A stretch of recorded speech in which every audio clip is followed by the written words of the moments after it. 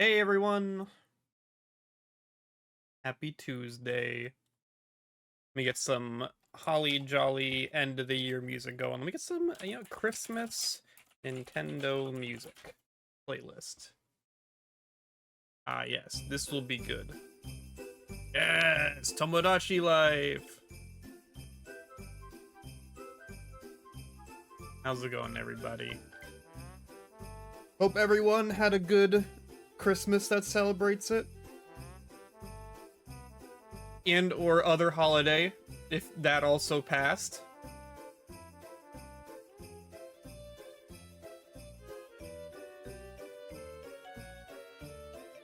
And let me real quick get this set up, get my tier list set up. I think I have everything.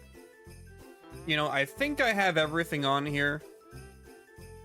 But if I don't, let me know. I think I can add other items to the tier list post starting it, so that should be fine. But I think I have everything I've played on here. I checked my Switch, I checked my Steam. I didn't check my PlayStation, but I didn't play Crash Team Rumble. I didn't do that. Crash Team Rumble.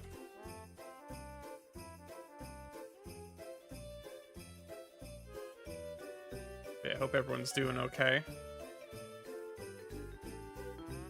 What's up, Vanilla?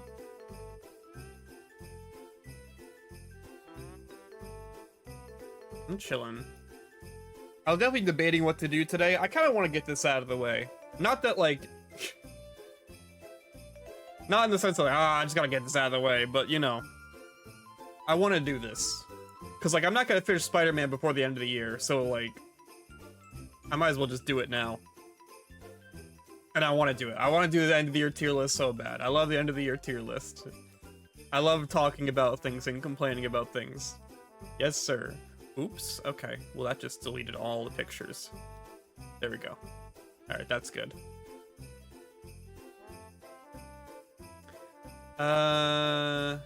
Landscape, portrait, no crop. It's crazy. It's so easy to make a nice looking tier maker thing. It's crazy that no one ever does. The amount of tier makers I've seen that just have the worst images ever. Like, how does that happen? It's so easy to make a nice looking tier maker. Now let me go to the tiers, the appropriate tiers. We need best games I played this year objective.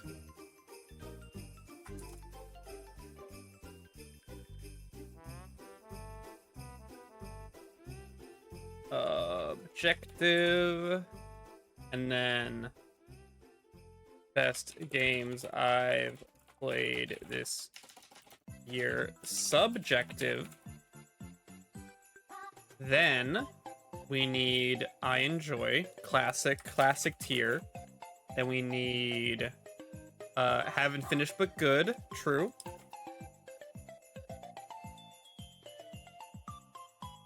And then I think we need it's okay. Yeah, it's okay, parentheses, may or may not have finished.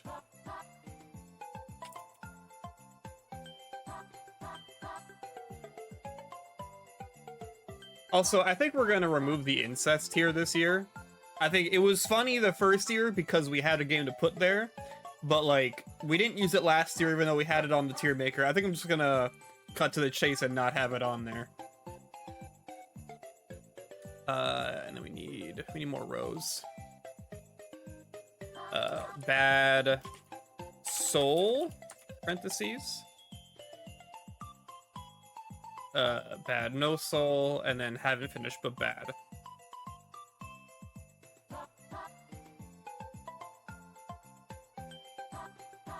I think that's good.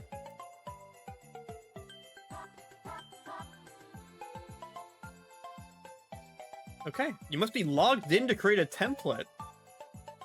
What? What? Since when? What do you mean I gotta be logged in to make a template? That wasn't a thing before. Are you kidding?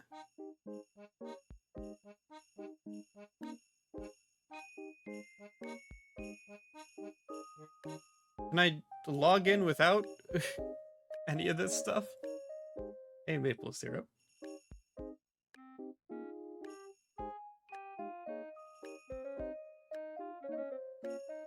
Maple syrup. Do I have to do all the tiers again? God damn it. Why would they let me make the entire tier maker and then be like,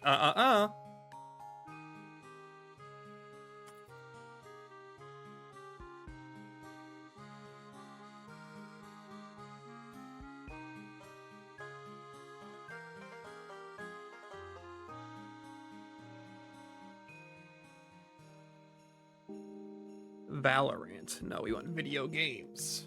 Alright, I have to do all the shit again. Hold on, everyone.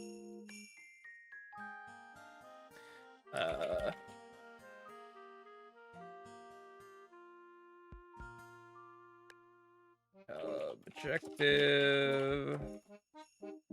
I'll just copy paste. Subjective. I enjoy. It's what? Haven't finished but bad. It's okay. No, haven't finished but good. Okay, so it's I enjoy. Haven't finished but good. It's okay. Bad, bad, bad, bad. Okay. You got it. Where'd the thing go? Where'd the page go that I was using? Wait, I wasn't finished. Why did it go? All right, whatever. I just have to finish the tiers. Haven't finished, but good. It's okay.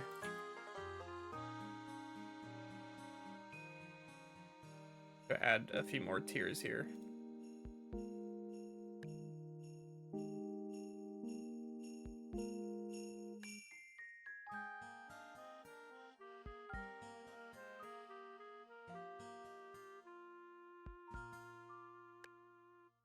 Okay.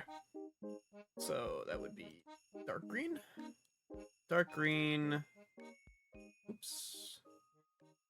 Blue. And then dark blue. There we go. This is fucking loud. Holy moly.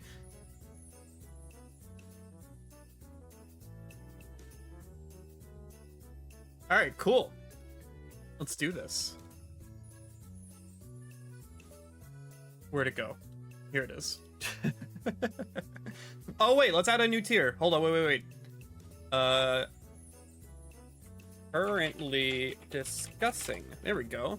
That'll be easier to like tell what's going on. Why is it like built like that though? There we go. And then presentation mode.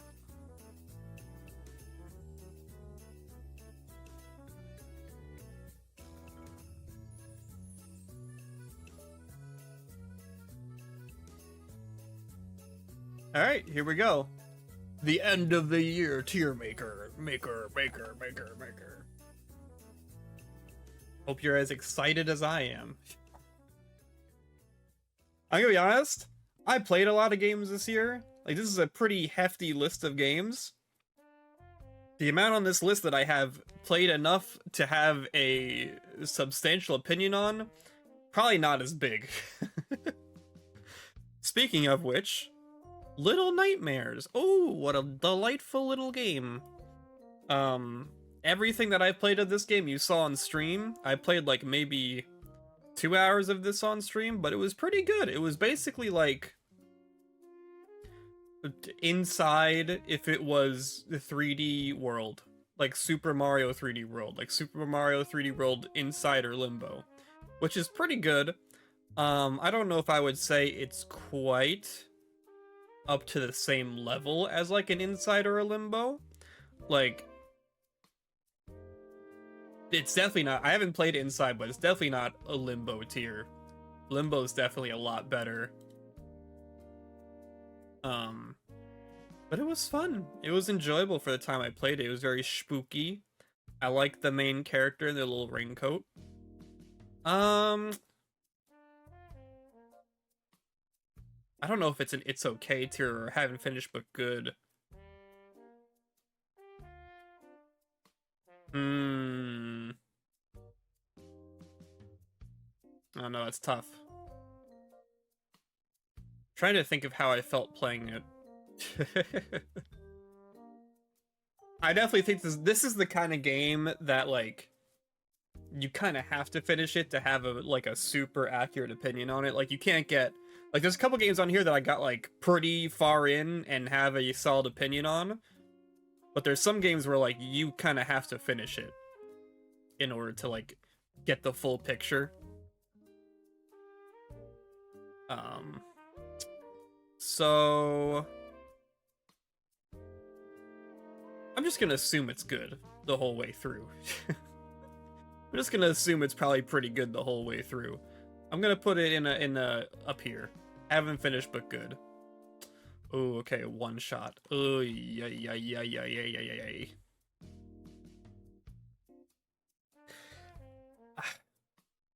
I'm really trying not to take like a poo-poo on beloved games. And I'm not gonna poo-poo on this game too much. But I'm gonna be honest, it was kind of cool. I mean, it's a very like meta type experience. It's like all the meta stuff from Undertale and stuff, but just like that's the whole gimmick of the game. There's nothing else to it besides the meta stuff. And that's kind of where it lost me. I was fully expecting, based off the stuff I heard about this, to be like a Undertale tier experience where like it has stuff on top of the meta stuff that's like, you know, a game. But it didn't really have anything like that. It was just kind of walking around, moving the window around. I did like when it changed my desktop background. That was pretty cool. Yeah, it's the same thing with like, I don't know, I think about like Doki Doki Literature Club. I feel like that game kind of did that shtick, but way more effective. And this was cool, you know, it had all the typical like metagame stuff, like you go into the files and everything, and you do stuff with the files, and you write stuff on your little notepad, and you talk to all the characters. So it had everything it needed, and then also it had, you know, the big moral choice at the end.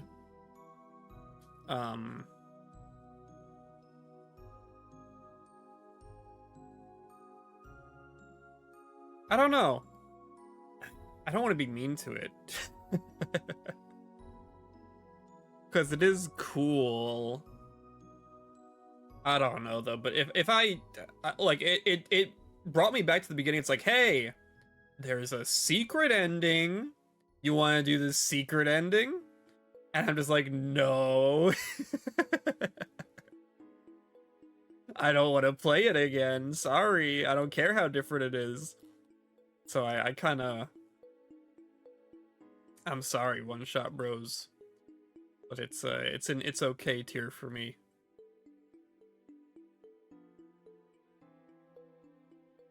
Oop, I forgot a close parentheses here. Here we go.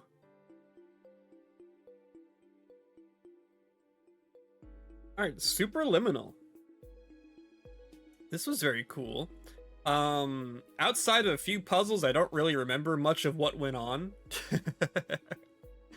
I remember the house puzzle because it took me a while to do, and I remember the puzzle where I had to like spawn the one thing by clicking it while looking at a ledge, because that also took me a while.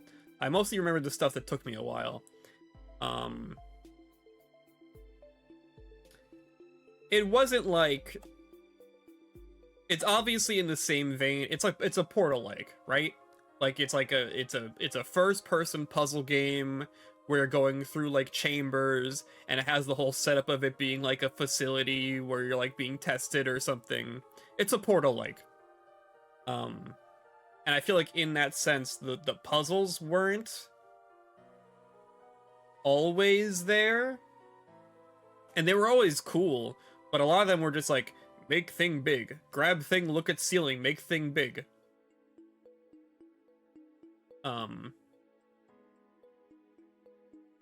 But I will say the ending. Ooh, the ending stressed me out. It like, the ending of Superliminal is like actually like a horror experience.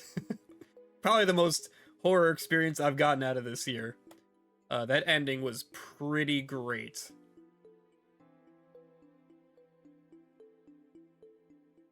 So you know what? Just for that ending, and just because it's a very unique experience, I'm gonna slide it all the way above to the I enjoy tier.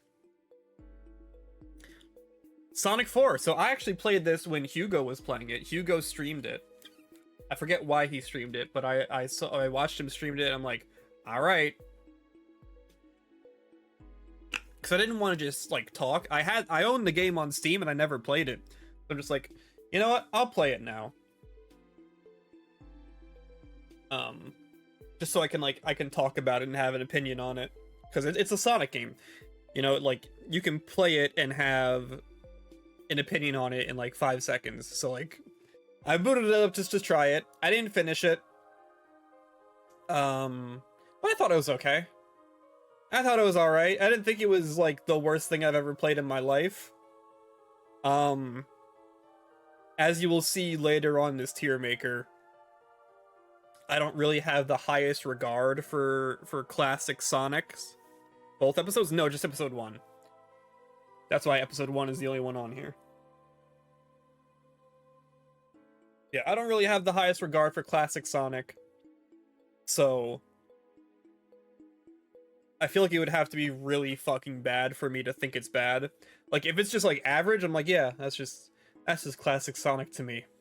I've tried classic Sonic. I really have. I've really tried like the good ones. Even Sonic Mania, I'm like, this is alright. Like I can respect and understand why people think Sonic Mania is good, but for me, when I played, I'm just like, it's alright. Until I get to the back half. Until I get to the back half of Mania, where I'm like, okay, actually this game might be kind of bad.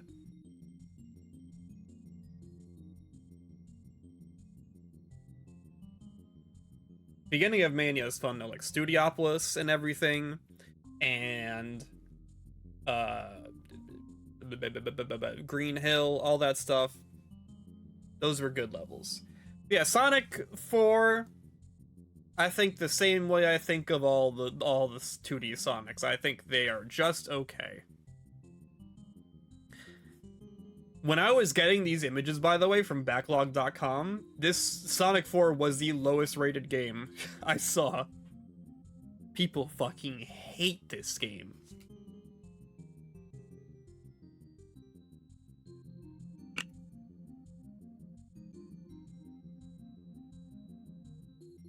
Rain World.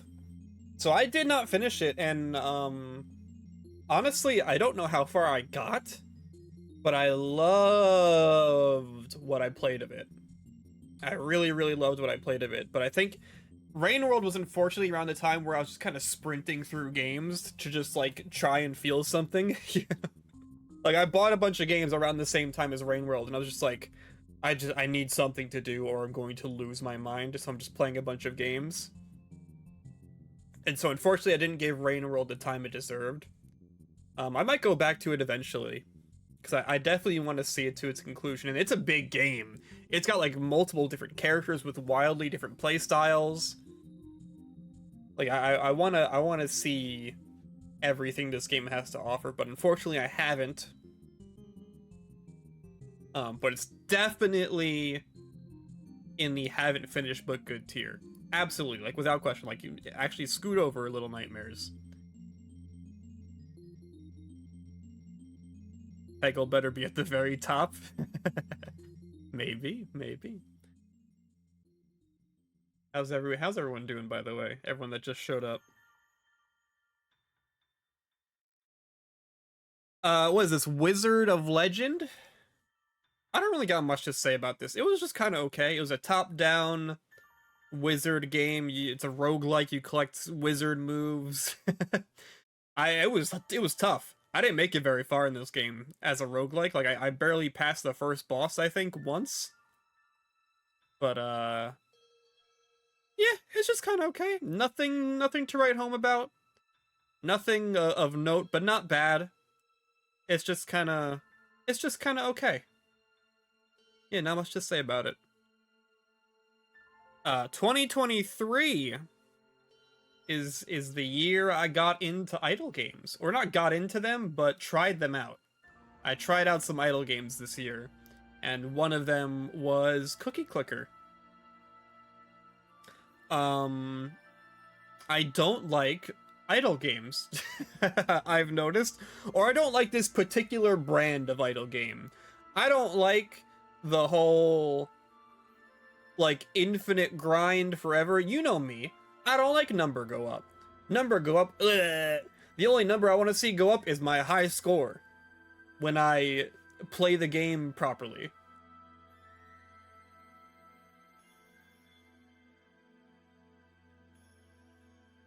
So this particular brand of idle game, the Cookie Clicker brand, and I did try it for a good long while. No, I don't really care for it like at all. I would say haven't finished but bad, but you kind of can't finish Cookie Clicker, so I'm just gonna put it as bad.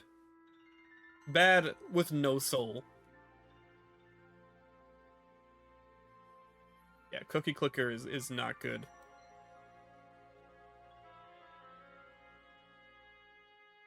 Peggle. Wahoo! So Peggle. What is there to be said about Peggle that hasn't been said before, right?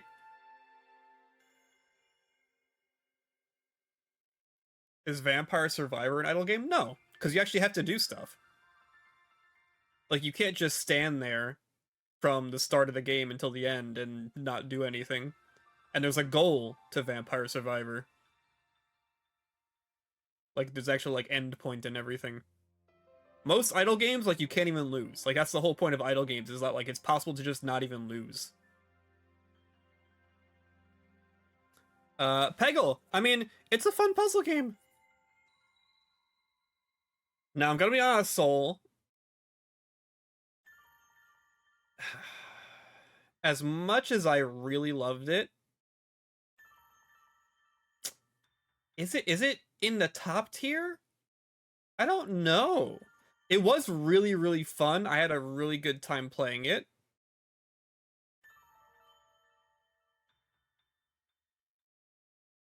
But I don't know if I would right away put it at...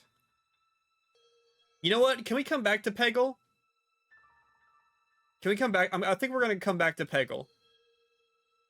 Because I want to put more games on this tier list that I'm very positive on, and then see how it compares to everything else, and see where I would put it then. Leaf Blower Simulator. This is another idle game I played. This is one that Hannah likes a lot. So I gave it a shot. And this is definitely better than Cookie Clicker. I think the ideal experience when crafting a idle game like this is to have fun little stuff that unlocks as you progress. So like this is something that Leaf Blower Simulator has that I unfortunately didn't get to really a lot. But I've seen Hannah show me around Leaf Blower Simulator when it gets to like high levels. And there's like crazy shit that happens in this. Also, there's like a speedrun mode. Like this definitely seems like it's trying more to be a video game idle game than like a soul draining experience like Cookie Clicker. And there was some stuff that Hannah showed me where I'm like, wow. Oh. So I think just for that, I'm gonna put it in the it's okay tier.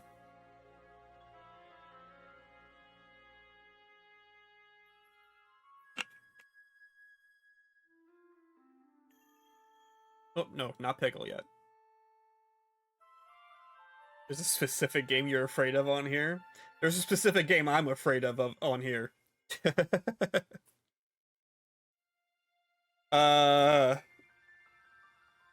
Alright, Dorfromantic. Wow, speaking of good puzzle games, what a delightful little board game. I guess it's more of a board game than a puzzle game, but how delightful of Dorfromantic is. What a super sweet little package. I don't really have much to say about it other than damn is that relaxing and fun and cool, and it's like a zero stress experience. And I'm just having a good time building up my little village and mountains and rivers and train stations. Like it's a good time. Dorfromantic's just a chill, super good time. I would recommend this to like literally everyone, honestly. Like even people that don't play games, I would recommend Dorfromantic to. Is Dorfromantic on mobile? Because I really feel like it should be. Because like seriously, I would recommend Dorfromantic to literally every person on the world. Which is why I think we got our first top tier. What a delightful little game. Final Fantasy IX. Ooh, I'm really upset about this. We went crazy on this game in the middle of the year, and then we just kind of stopped playing it because a lot of other stuff came up. But ooh, if I finish this, I feel like it's an easy top tier. If I got a chance to finish this. I'm really...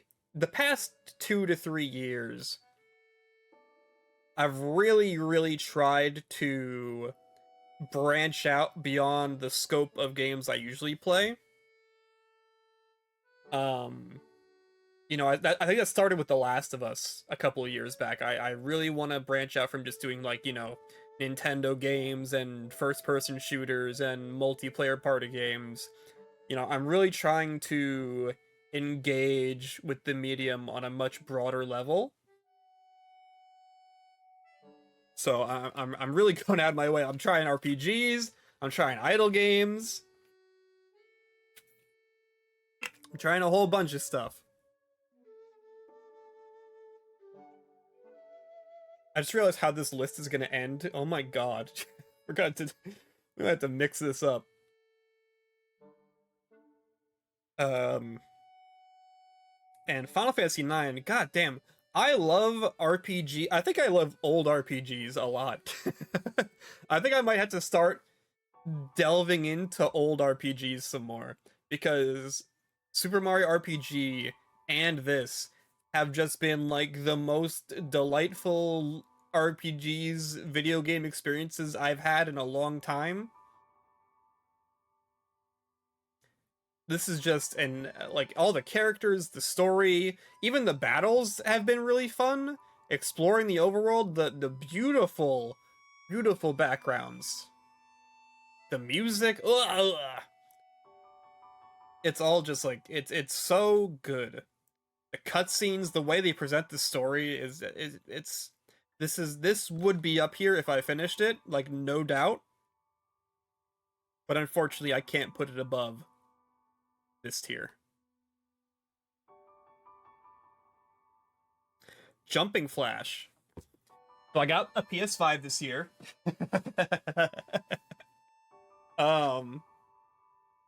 And the majority of my time on my PS5 has been PS1 games.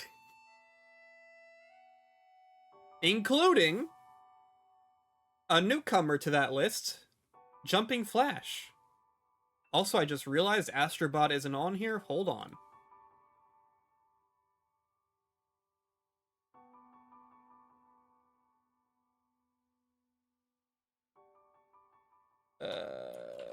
What is that game called? What is the? It's not Astro. What is the one called on PS5? Because it's not called Astrobot. PS5. Astro's Playroom. Thank you, I appreciate it. Yeah, I completely forgot this, my bad.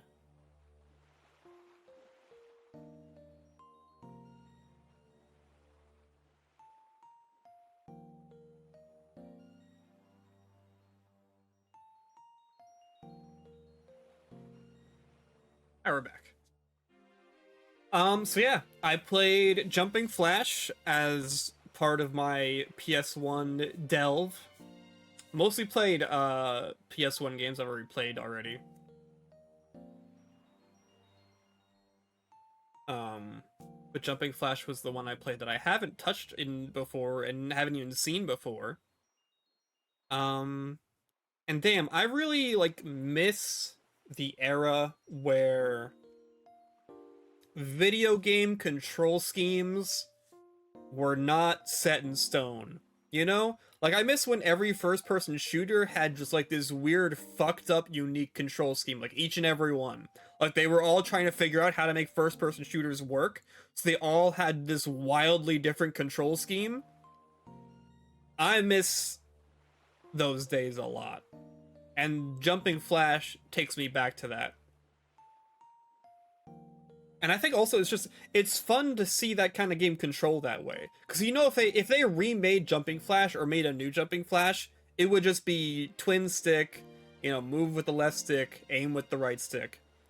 And I think we would lose something if that happened. I think that would be very sad. You know, I kind of miss tank controls. I kind of miss aiming with the same stick I'm moving, you know? I kind of miss jumping and having my character aim down because they need to see the platform I'm jumping on. I miss stuff like that. And Jumping Flash definitely brought me back. What a fun and unique game too. It almost feels like it's a first person shooter type game, but in a lot of ways it feels like a 3D platformer. Like the worlds you're in definitely feel more like a 3D platformer than a shooting game, like a arena shooter or something.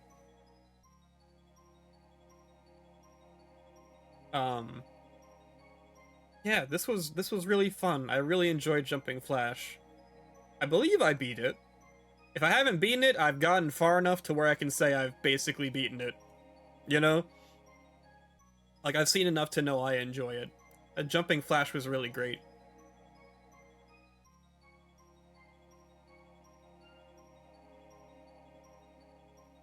What the hell is this? Is this Flash Party? Oh, shit. Flash Party? Come on! Out of every platform fighter released this year, this was not good. Fucking shitty mobile game ass shit. Bad physics, bad knockback. Bad platform fighter. Go away. Never come back.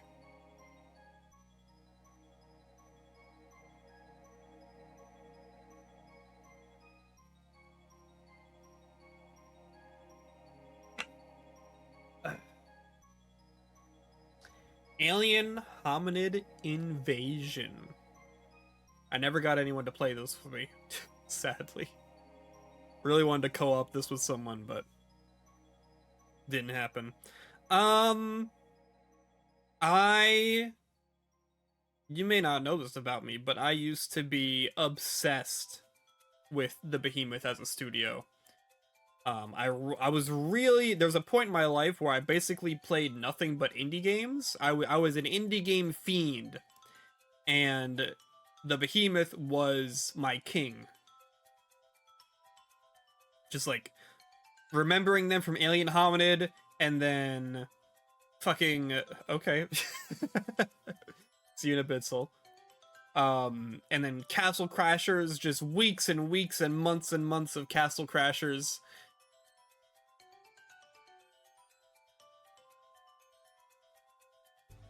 And then the hype leading up to Battle Block Theater was immense. I don't think I was more excited for a game at that point in time than Battle Block Theater. And oh my god, right when it came out, I got the Red Ring of Death. So sad. I didn't get to play it for like months after it came out.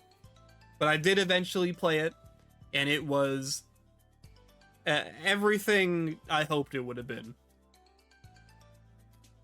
And then they made Pit People, and I said, no thank you.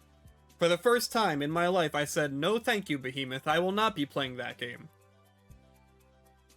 And I still haven't. I still have not played Pit People. I don't even know if it's good or not. But, they released a new game this year, Game 5. And after mentioning that they didn't want to make any sequels, they said, alright, we will make a sequel, and it's not going to be to Castle Crashers like it should have been. It's gonna be to Alien Hominid Invasion.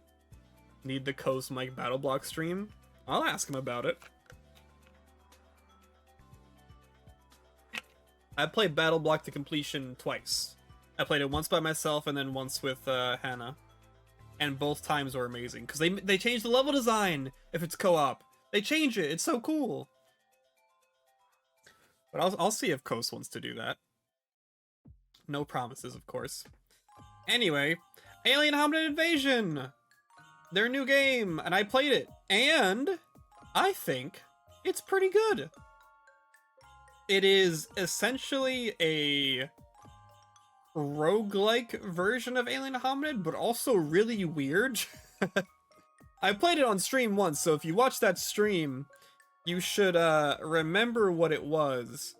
It is essentially a randomly generated level that isn't like a linear platforming level or like a linear like go left to right. You're kind of in this like arena, and you get beamed in instructions from your mothership to do specific objectives around the map, like kill a bunch of guys, survive, find this hidden object, just a bunch of stuff like that. And it just repeats over and over and over again.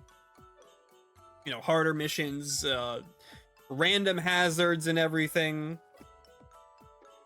And you can get a bunch of different guns that all control differently, and you know, you're playing as the alien who has just this crazy movement abilities, and you unlock more as you progress through the game.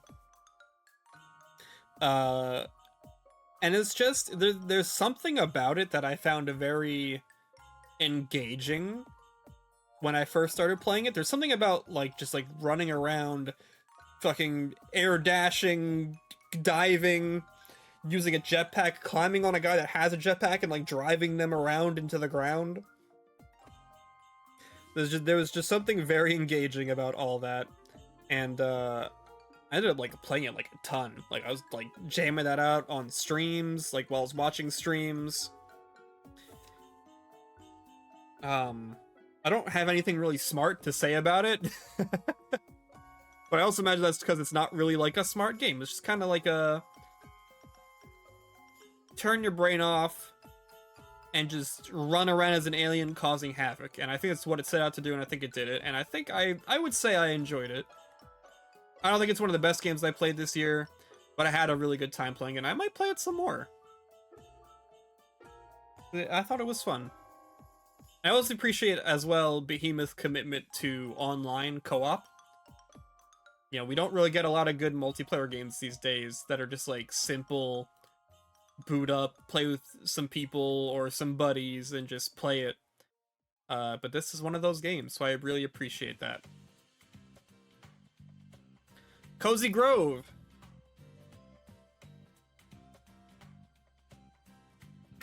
I am going through Animal Crossing withdrawal.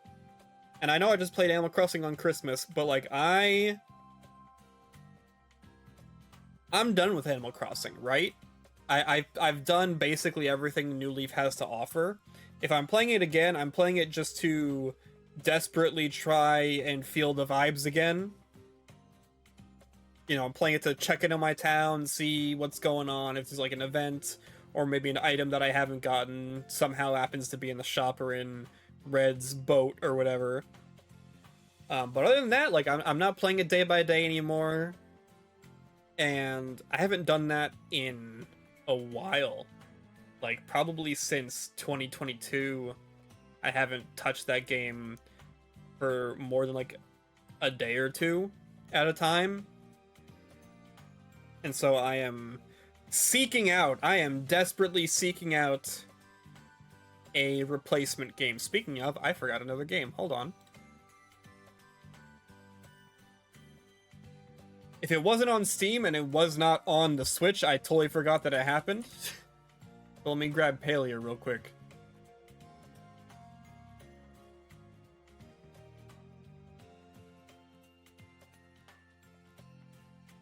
Where is that? There we go.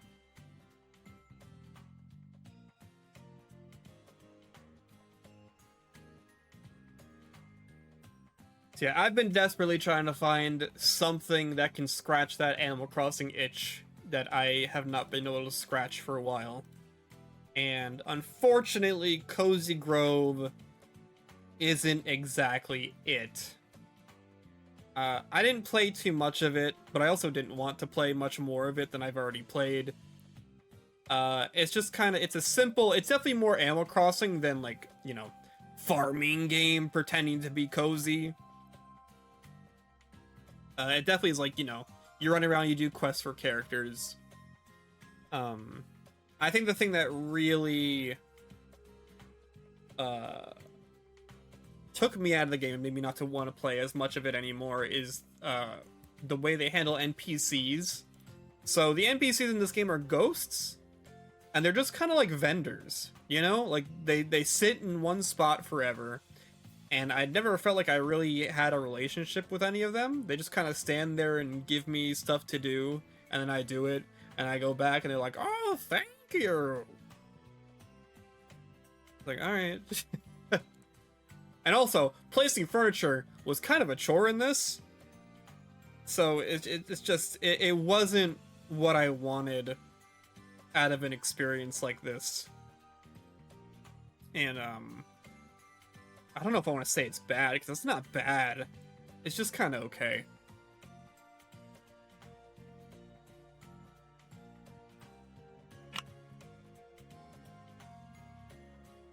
Alright, Stumble Guys.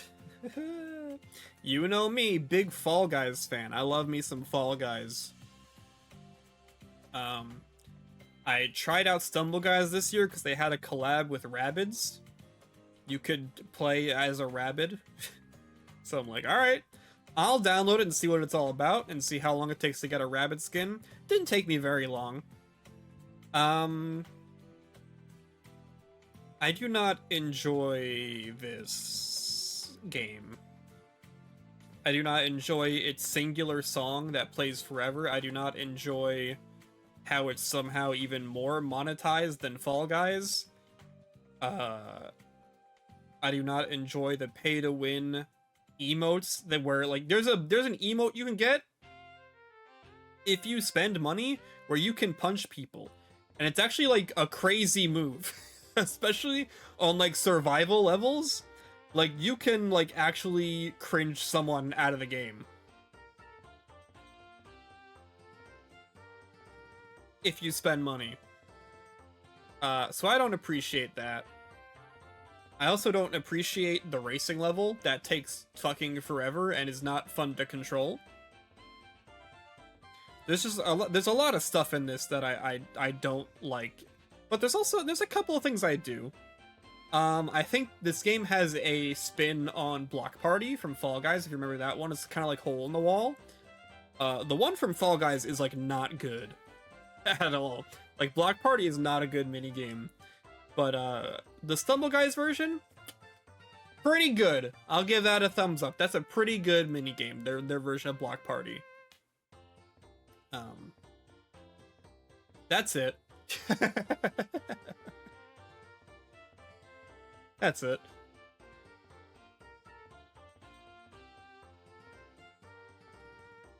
Demon Turf. Man, I was excited about this. I was really excited about this because like when I saw the trailers for this, I thought this looked really fun. And then when I watched Nitro Rad talk about it, I'm like, oh, this does look really fun, and he's really hyped about it. Maybe it's a good game. Maybe it's a good game. Unfortunately, I played it, and I discovered that I don't care for it at all. So I think the game controls pretty well. I think like conceptually the game is pretty good. Like I enjoy like running around as the character, wall jumping, doing my like air dash combos or like hover combos. I think the way the game handles combat is, again, conceptually pretty good. Like the whole having it be based around like knockback, I think is fun. You know, I always love any game that doesn't take the route of just like health bars or health points, you know? I like when games maybe get a little creative with how they decide to either knock out the player or knock out an enemy. So I do like that, you know, Demon Turf is all about knocking opponents into like hazards, and that's how you defeat them, instead of just like hitting them with an attack or something. So I do like that. My issue, I think, stems from the fact that the level design is, first off, aesthetically, I don't find the level aesthetics to be very pleasing at all. I actually find them to be kind of difficult to look at. They're just very barren and ugly, and not in like an endearing way. It's just kind of at like a very like, I don't want to be here way. And the boss fights. Oh, the boss fights are awful, dude. And it has a auto-lock grappling hook.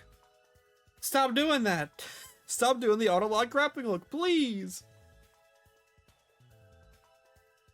And I just think the levels are just like so big. Like, especially later levels after the first area, the levels just get so fucking big. And this isn't the kind of game where I want to like explore. Like, this is definitely the kind of game, like, especially with the way the levels are built, they're built more like a linear thing, but they're just so fucking big, and there's not many shortcuts. It's just I don't want to I don't want to be doing this. That's how I felt, and that's why I stopped playing, is I don't want to be doing this. This is just, I don't find this fun at all. But it does have a hoop snake. It does have a hoop snake. If I had a hoop snake tier, I'd put it there, but we do not. And I'm not adding one.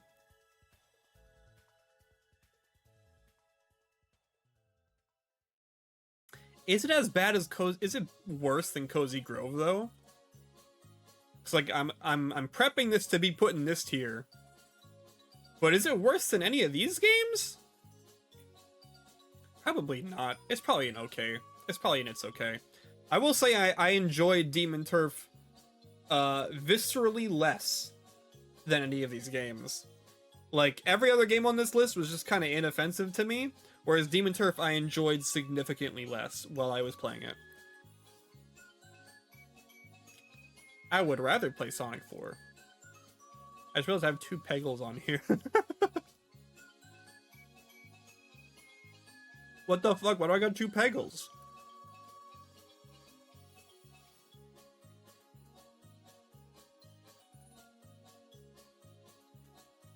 Okay.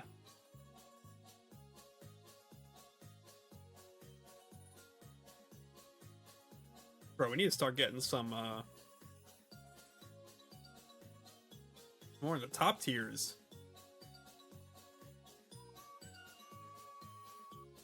And I think one is about to join the top 3.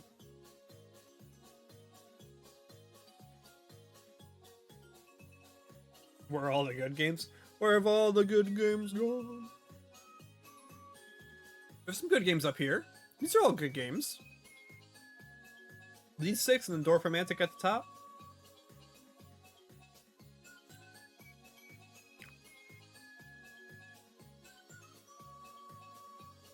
Oh, and I'm eating a banana.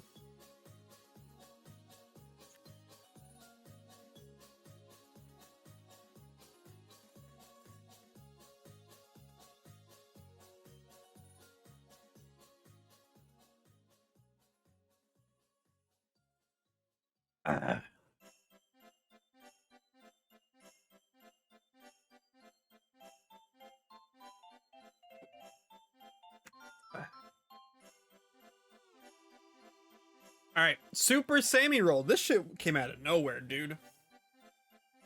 This was a Steam sale browsing moment. I was browsing Steam during the Steam sale. I forget when it was. And I just saw this. I'm like, huh. This looks kind of interesting. It's got a really, like, surprisingly detailed animated intro. And the gameplay looks like Monkey Ball almost, but also kind of Sonic-y, but also kind of 3D World-ish. And I looked it up on YouTube, and again, a Nitro Rad moment.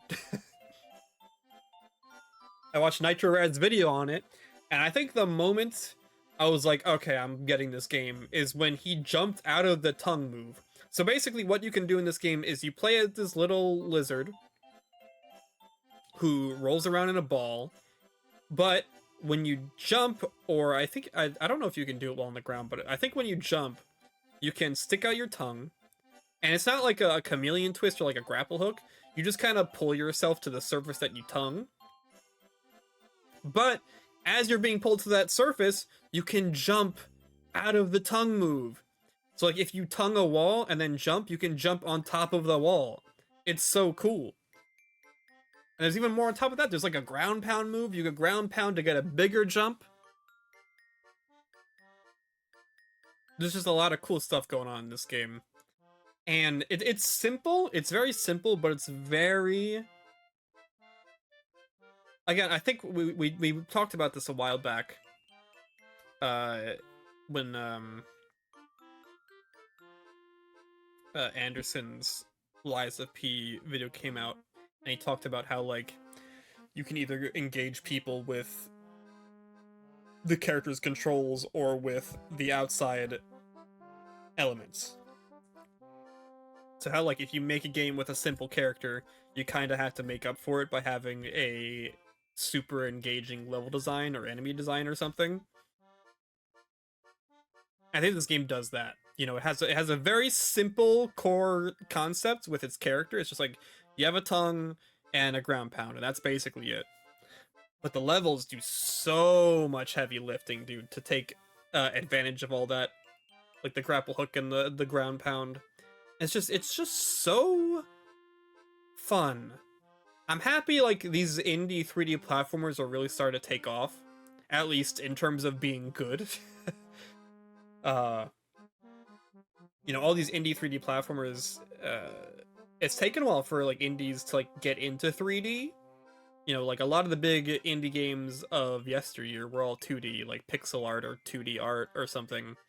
But now we're really starting to get a lot of really good fully 3D indie games, like, very consistently, and that makes me very excited, because hopefully that means we get even more fantastic 3D platformers, because I love 3D platformers.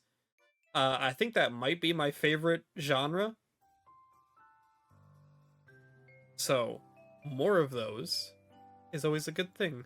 And Super Sammy Roll, I didn't finish it, but I got significantly far. Far enough to where I can say I can put it above the haven't finished tier.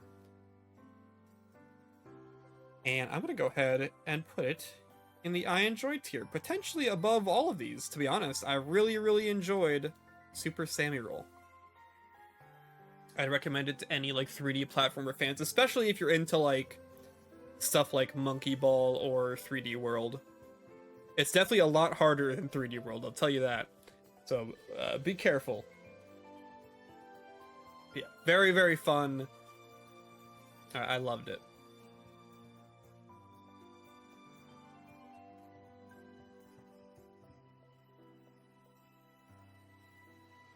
Oh, hokum. If there's one thing I love in video games, it is an open environment where I get to figure everything out for myself.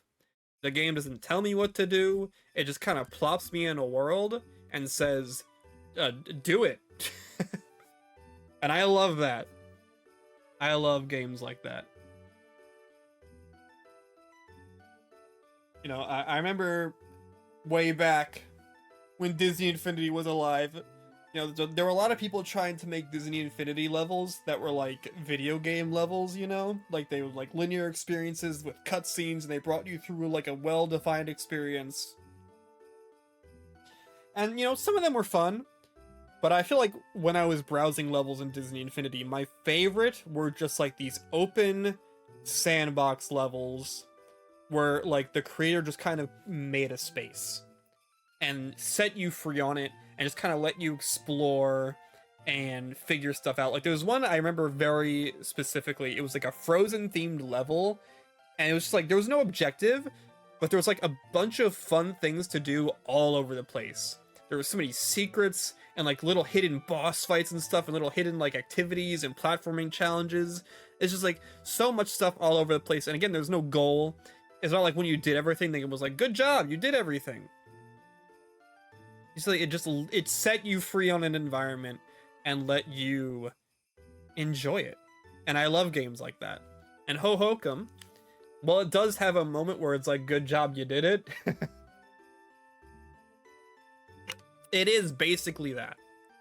It sets you loose on this like gigantic, sprawling, interconnected world with all these different levels, and just says, hey, play around with everything. We're not gonna tell you what to do. Some of this shit is gonna be really obtuse. But hey, fiddle around with stuff, poke and prod at stuff, and just have a good time, dude. Just have a really good time.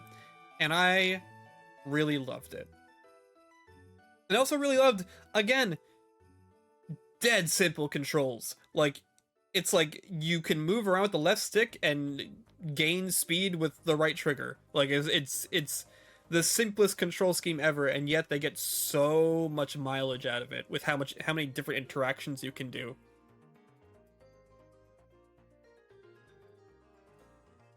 And yeah, I really, really enjoyed it.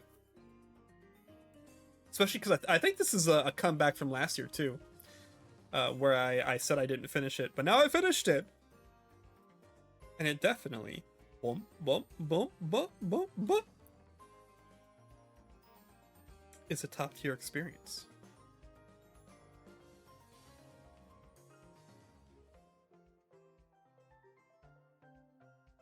Ugh.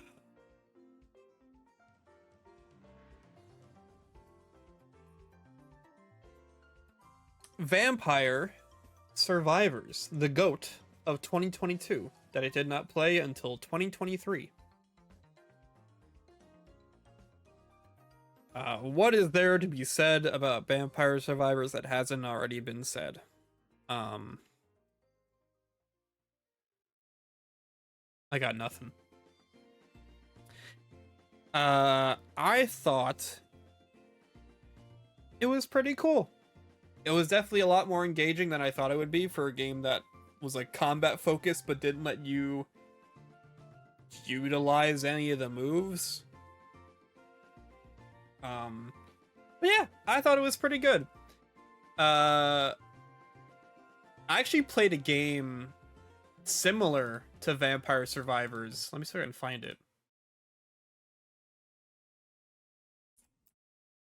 Before Vampire Survivors got big.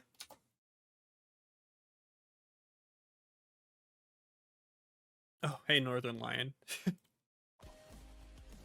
And it was another one of those idle games where all you do is move around, and I honestly think I enjoyed this more.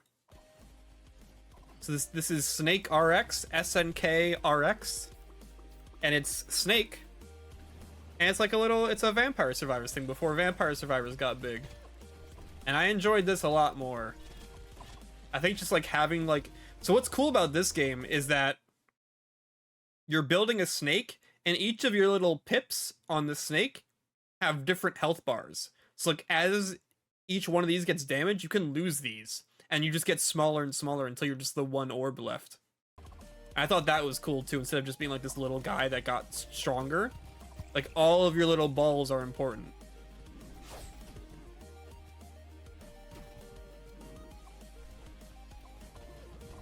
Yeah, this was fun. I really enjoyed this game.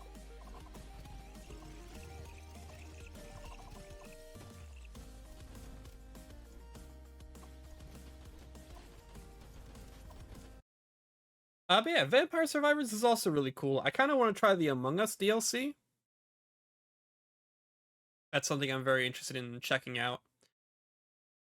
But for Vampire Survivors now, it's okay. I'd probably put it at the top of it's okay right now.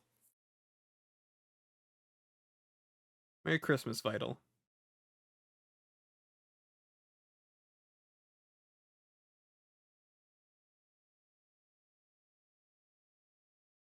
And a happy holiday. So true. See, I'd probably put that there. I didn't get the music back up. Hold on.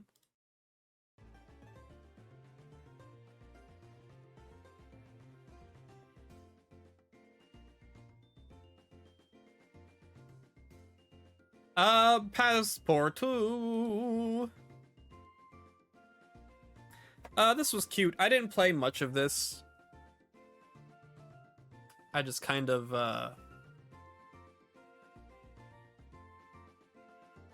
you know.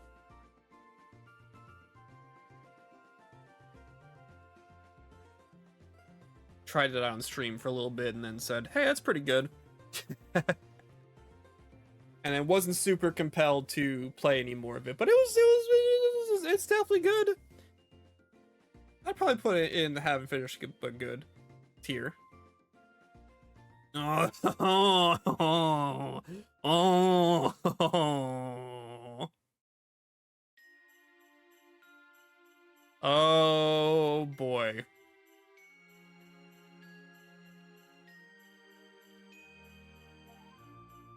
Super Duper Bomberman R2.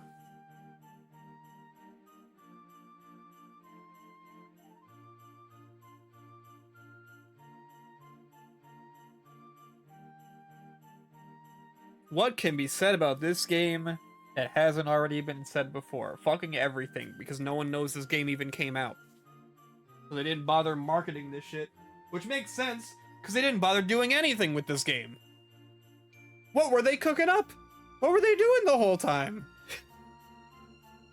So, this is a $50 version of Super Bomberman R Online, which was a free-to-play game that died because no one was playing it, which, you know, when I make a free-to-play game that dies, my immediate thought is to just take it down and then put it back up as a $50 product.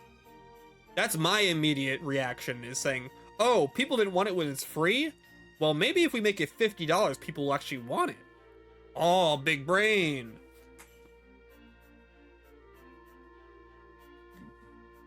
And obviously that didn't fucking happen. And not only that, it was bad! They made it worse somehow! This was the fastest refund I think I've ever done on Steam.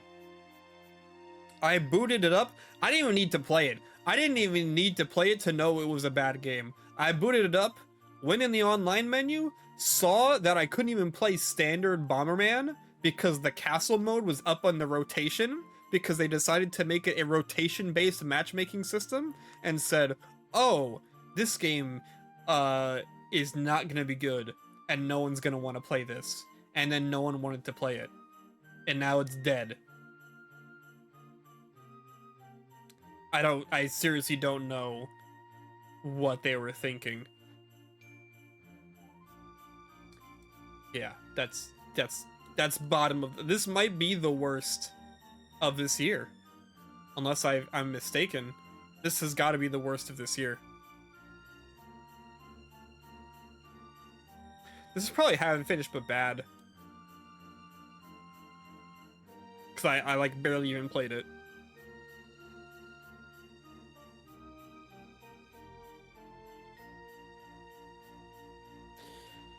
Kid Bunny Graveyard.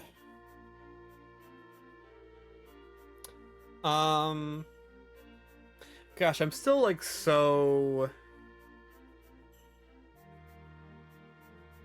indifferent on this.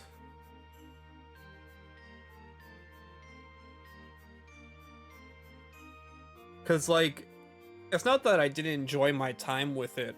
It's just that I don't really understand what I played, you know? Like, it was just a bunch of really disconnected, tonally all over the place minigames.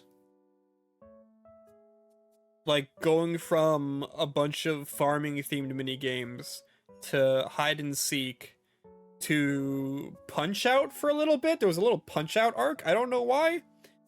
And then you like did a bunch of exploring. There was a fishing minigame, and then it ended with like a fucking Sonic Generations final boss.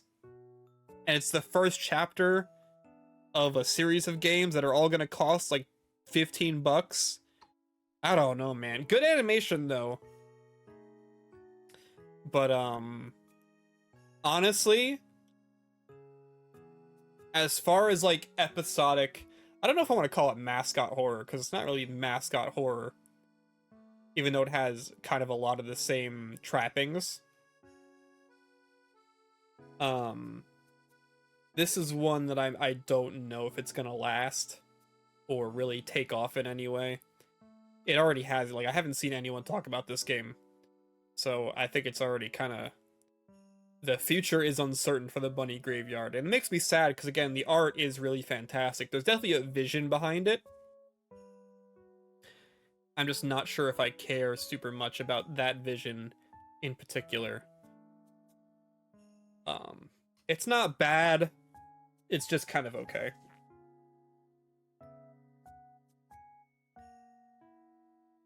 Hey, we got a returning entry from last year, because Mario Rabbids Sparks of Hope had a shit ton of DLC this year that I think did enough for the game to warrant being back on this year's tier list. So we got a roguelike tower-based or a tower-based roguelike mode, which, as I always say, is something every video game should have. It has a combat system alongside a randomizer. That's something every video game needs, is a randomizer and a tower-based roguelike mode if it has combat. And thankfully they added one to Sparks of Hope. And it's pretty fun. Also pretty fun are the two mini campaigns they added. They added the Last Spark Hunter mini campaign, which added like a bunch of new enemies that were actually like really fun to fight and actually looked like Rabbids. Shocker, I know. And then they added the Rayman DLC, which was, I think, really, really fun. And I think all of those three campaigns combined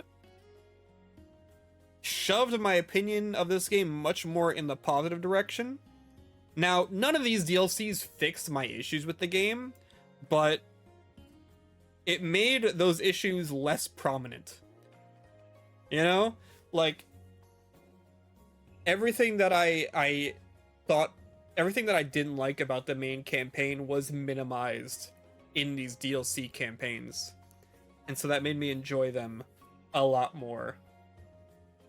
And Rayman as a character is also just like mad fun to use. And they had a lot of new fun Luma powers, like the stunt double and everything. That was a really fun Luma.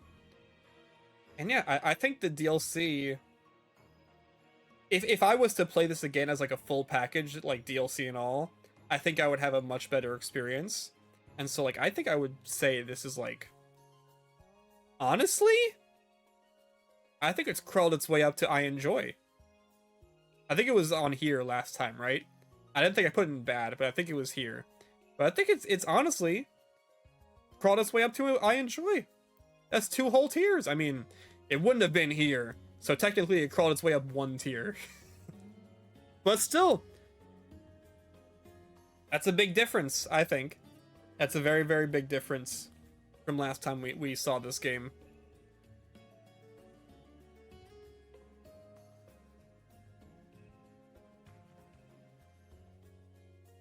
Yeah, I really enjoyed those DLCs. I still think I'm still uncertain about the state of this as a franchise because again, Sparks of Hope did not eliminate the things I disliked about this game.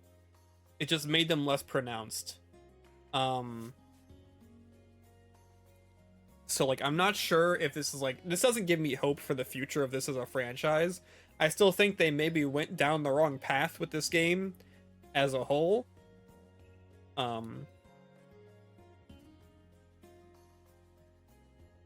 So that sucks. That definitely sucks, especially with how much I loved the first game. But yeah. I enjoyed this now. Also, I'm so sorry. I thought it wasn't gonna happen, but I have to be right back.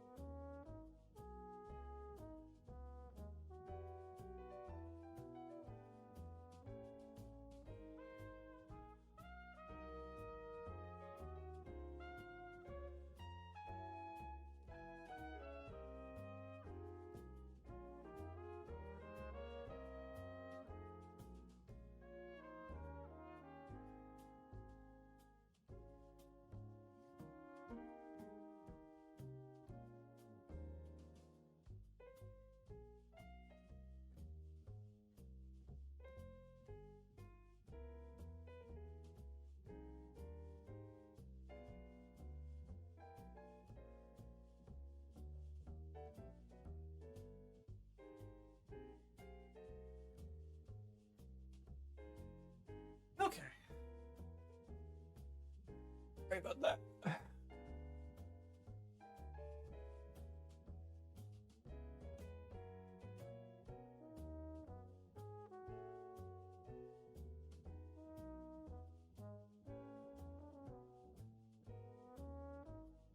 Oh, I love this song.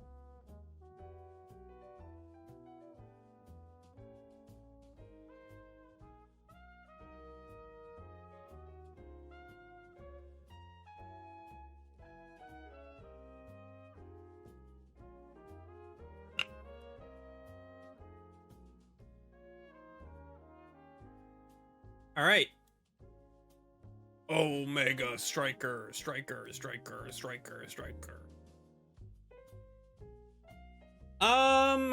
I'll be honest, I'm kind of in the same boat as Leon Massey was when he talked about this in his sports fantasy video game video, where I feel like there are too many systems in this game. I think if this was just like fucking, what's that game called? With the frisbees? Windjammers? If this was just Windjammers or like ski hockey or air hockey, Jesus Christ, ski hockey, air hockey, but with like little video game characters instead of, you know, the air hockey things, that would have been cool.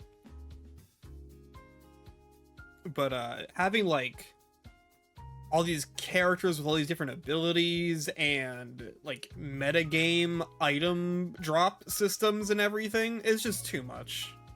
It's honestly just way too much to focus on and consider. There's too much shit happening. Too many like weird advantages based off items and stuff. It's too much. It's too much.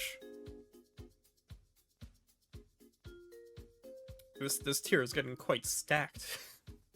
I thought this was supposed to be the best tier in gaming. Why is the It's Okay tier so big?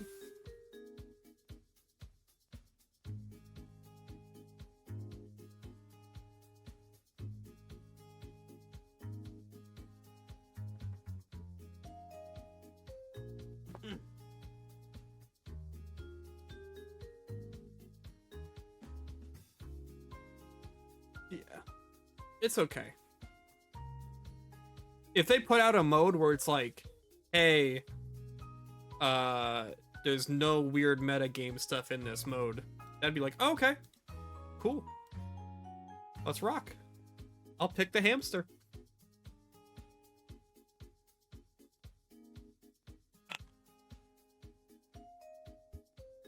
That would have been cool. Guardian Galaxy, I think the third and last idle game on this list. And you know what? They just keep going up. They keep going up from Cookie Clicker. What I like about this game is that it is purely just an enjoyable... It's like Lego, you know? Imagine like a Lego idle game where like every couple of seconds you got a new Lego piece. And it's like, ooh, new Lego piece. And you get to use that Lego piece to build like a cool environment. That's what Garden Galaxy is. It's like you start off with like this little plot of land, and then every little while, a little sprite comes on your screen, and you click the sprite and you get a coin, and you drop that coin in a little thing in your little like Garden Galaxy pot, and it pops out a random item. It could be like a piece of land, it could be a piece of furniture, it could be like a little animal, it could be anything. And you're like, oh, now that I got this cool little new tile, I can build out my island. And you just keep going from there. You like go away, you go to the bathroom, and then you come back and there's like 10 new sprites, so you get 10 new items. It's just a really relaxing... It's just like a little like Lego idle game. Like you just sit there and collect new pieces and then build new structures and land masses and little towns or little environments. It's enjoyable. You know, you can just build something out and then decide when you're done. It's cute. It's very cute. I actually enjoy it. Garden Galaxy, baby. Frame makers. Oh god. Oh no, I made people buy this game. I got people to buy this. Oh, I'm so sorry. I'm so sorry, everybody that I made got to buy this during that one stream. I remember very, very clearly. Everyone's like, you sold me on this. You refunded it? Okay, thank God. Whoo!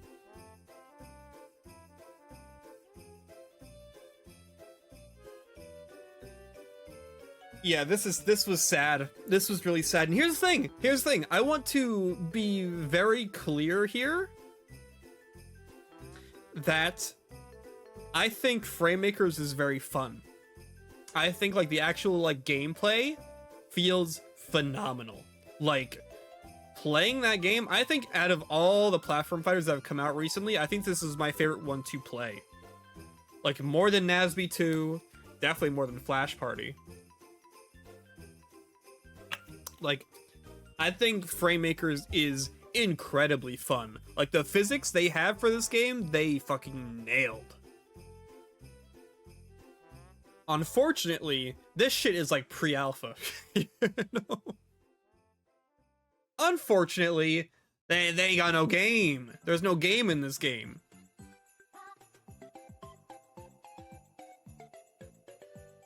It's a fun concept, but there's no content? Yeah, that's the issue. And the content that is there is, like, not fleshed out enough. Like I said, like, this is... I think this game plays fantastic. And I would love there to be a day where it pops off, but now is not that time. Now is not that time. It's just workshop stuff carrying it. And here's the thing, the workshop's, like, barely even carrying it. Like... There is nothing, and obviously this takes time, but like, there is nothing on the Frame Maker's workshop that is even within sneezing distance of Rival's workshop. Like, Rival's workshop is nuts, bro. The stuff that's on there, like, there is completely original characters that got put into the actual game because they're so good.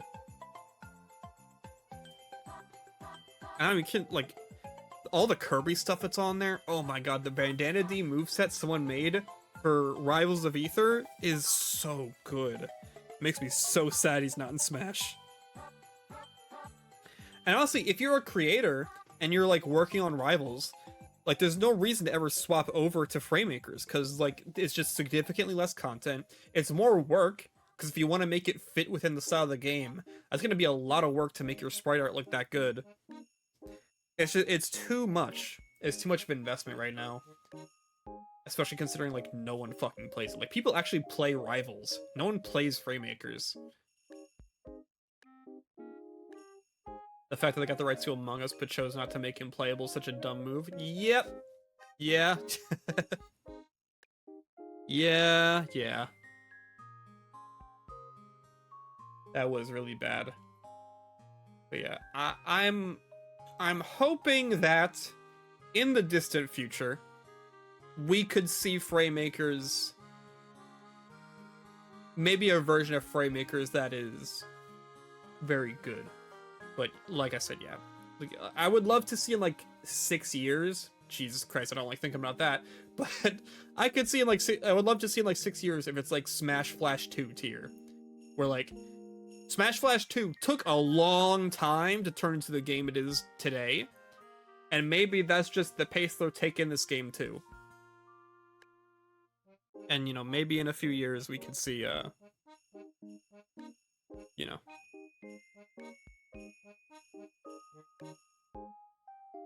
They should have Peppino now that he's a proper indie icon. Yeah, I mean, he's an assist. So just take his assist move and turn that into his side B.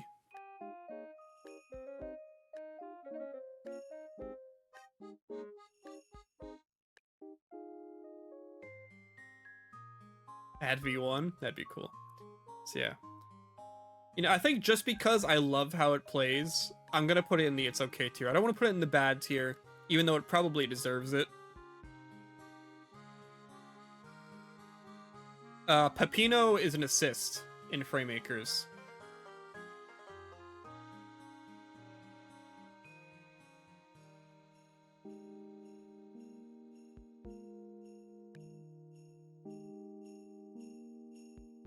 Holy fuck, I hate assists, yeah.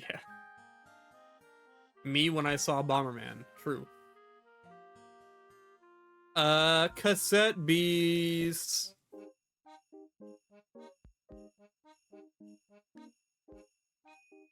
You know what? Hey Cash, yeah, it's this kind of stream.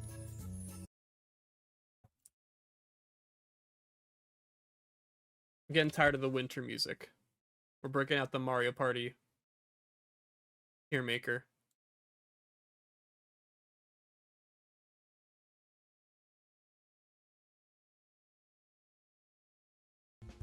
Did I say Tear Maker? I meant playlist.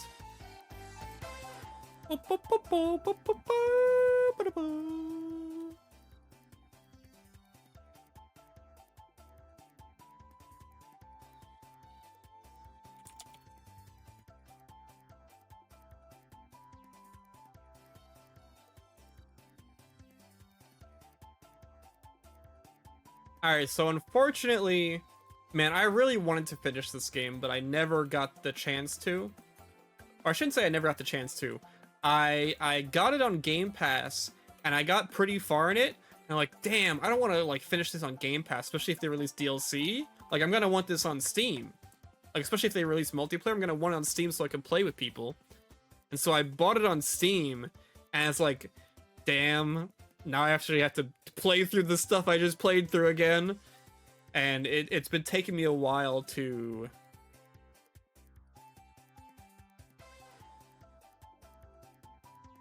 you know, get to where I was.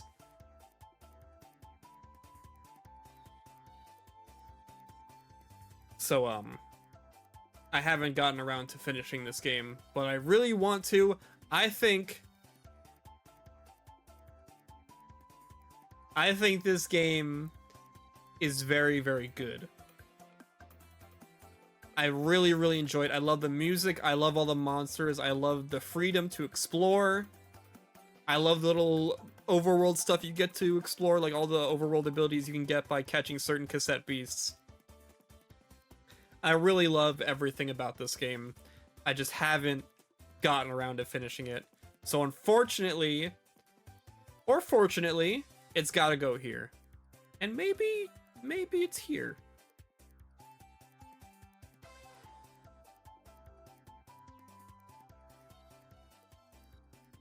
Oh god.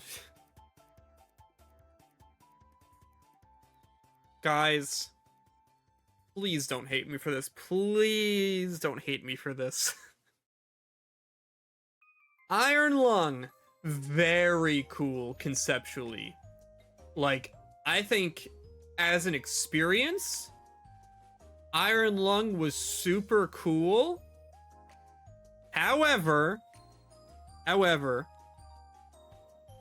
my personal experience was somewhat tarnished because I knew the trick like almost immediately. I knew the tricks they were pulling on me like almost immediately, which took me out of the experience a lot. Like, the second I realized that all the spooky stuff was scripted, I was just like, oh, okay. And it's just like, nothing surprised me. Nothing really surprised me about it. Again, it was very cool. I didn't really feel claustrophobic either, though, and I'm very claustrophobic, but I didn't feel claustrophobic while playing the game. Maybe if it was in VR, I would have felt it. But, yeah, nothing about the game really surprised me. I think I might enjoy it more as a movie, which is why I'm happy that Markiplier has taken it upon himself to create the Iron Lung movie. So I'm very excited about that movie. But as far as the game is concerned, again, I picked up on what it was doing like right away. So yeah, it wasn't really like a mind-bending terrifying claustrophobic experience. It was just kind of like, it's neat. I like doing the coordinates, you know. Coordinates were pretty good. But yeah, that was kind of it though, as far as my experience. I was honestly a little sad that my experience was like that. And so yeah, I think unfortunately, again, please don't get mad at me. I'll put it at the top of It's Okay, okay? It's at the top of the list. But that's as far as I'm willing to put it up.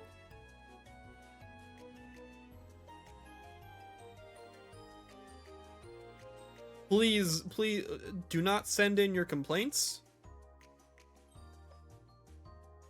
I don't want to hear it. It's on It's Okay? I mean, that's how I felt about it. I thought it was cool. I think I'll enjoy the movie more. I think I'll enjoy the movie more. I thought the game, again, it was my experience. I picked up on the trick right away. And like, if you know the trick, it isn't really anything. It's just kind of like a game where you follow coordinates in a submarine.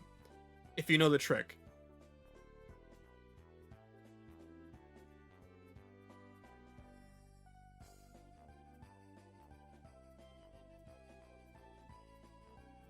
Oh, Vampire Survivors.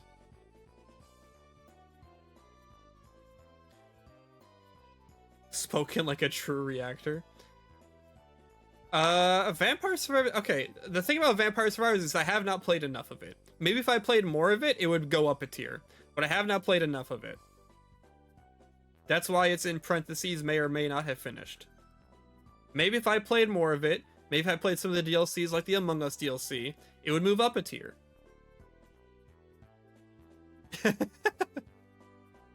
Lethal Company. Speaking of games I want to play more of. God, what a fun video game. What a fun, scary, spooky, promotes social interaction video game. Good ass game. Yeah, very good game. I want to play it some more. Hey, anyone want to play some Lethal Company tonight?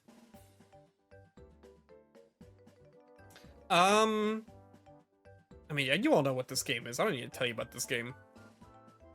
I guess I'll say in my experience, what I found very cool is how much of it just worked while you're playing it. I thought as I was watching it, how like certain things probably wouldn't work on me as well. But no, the whole thing basically works. The whole experience works. Even sitting in the ship and looking at the computer, like even that's engaging. Even that's like super spooky and fun to do. This is a good ass game. And it deserves its pop-off success. It really, really does. I'm very happy for this developer who, by the way, has also put out 2 other very, very good games. I would definitely recommend checking out It Steals and The Upturned. Please check those out because they're also fantastic. I'm very happy this developer has finally reached pop-off success.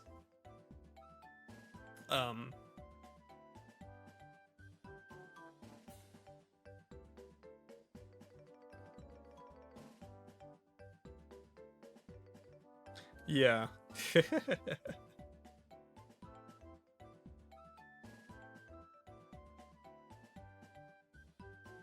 Yeah, Lethal Company is very good. Yeah, I'm gonna put it up there.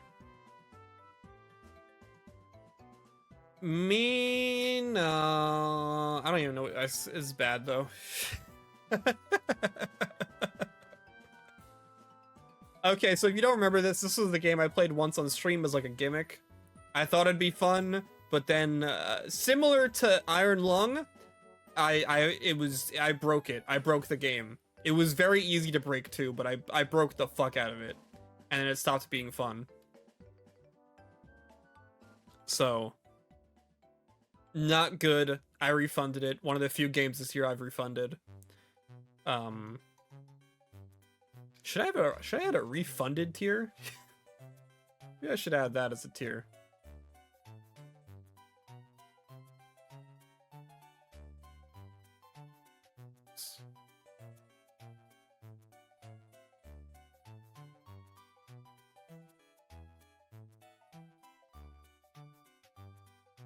Did Lethal Company outsell COD, or is that misinformation? I think it outsold COD for a little while. I don't know if it completely outsold COD, but I know it outsold it for like a few weeks.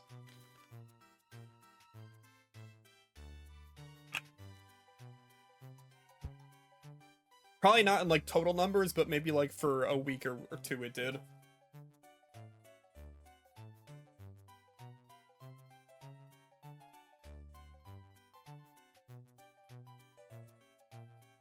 Tower Escape. This is cool.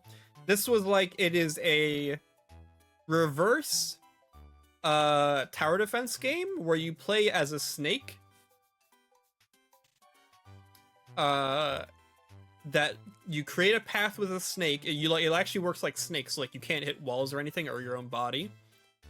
And you create a path for your monsters to walk across as they get through this little dungeon in the tower defense. It's a very simple game. I don't know how much strategy there is to it. It didn't seem like there was much, but I still played a lot of it, and I still thought it was very fun. It was a very fun, unique concept, well executed. And I don't have much more to say about it than that. I just thought it was fun. I think it, even though I don't have much to say about it, I still think I put it in the I enjoy tier.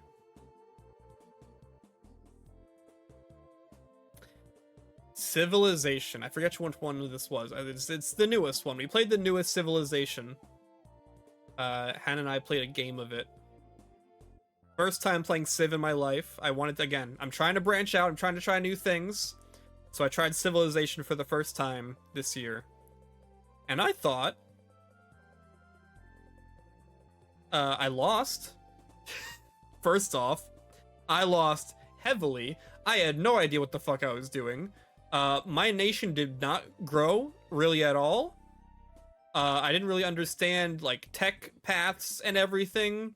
I missed a tech tree early on, which basically meant I did not have like an industrial revolution until like the end of the game.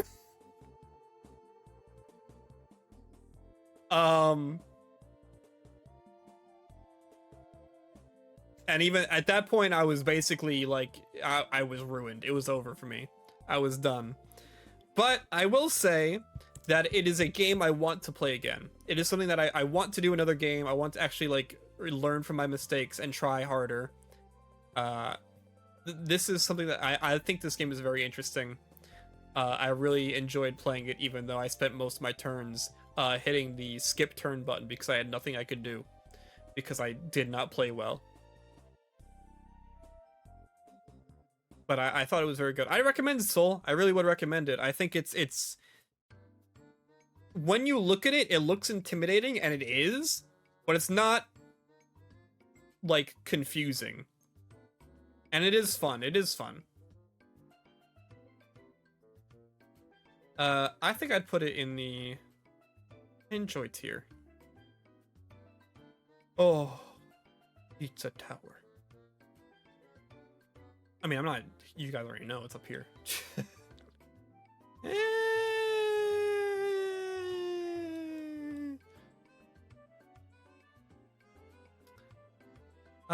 I guess to kind of give my thoughts on it, I wasn't sure about this game at first. And I think it's because the game has a slightly higher skill floor than what I expect out of it. Based on what I saw, like it has a much higher skill floor than I initially thought. It's like when I was playing the game, I had a lot of like classic Sonic vibes where it's like shit's just coming in too fast and I'm just constantly crashing into walls and running up walls when I don't want to. And it's really fucking annoying. But once you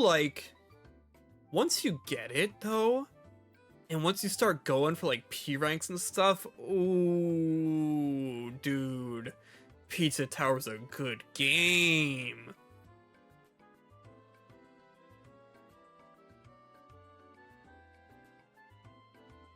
I mentioned this to a friend. I think in terms of like platforming movesets, I feel like Pizza Tower, and this is a big thing to say. I feel like Pizza Tower is like the 2D equivalent of like Mario 64 where like until you learn it, you're just gonna be like fucking floundering around, crashing into walls, messing up your platforming. Like once you get it, it's like the smoothest experience ever. Once it clicks, you're moving in ways that you haven't moved in a video game ever before. And I really, really love that. And also just like a fantastic art style, fantastic music. It's just such a unique experience. It deserved to win Best Indie Game. I don't care. People who say the game is clunky just aren't learning or willing to learn. Yeah, that's the thing I said, right? It's like when I first started playing this, I actually didn't really like it. Like I played up to like World 3 and I thought the game was just like, this is a meme game, you know? Fucking meme game. But no, once it clicked, like late World 3, I was just like, oh shit. Wait a second. I've just unlocked the hidden texts.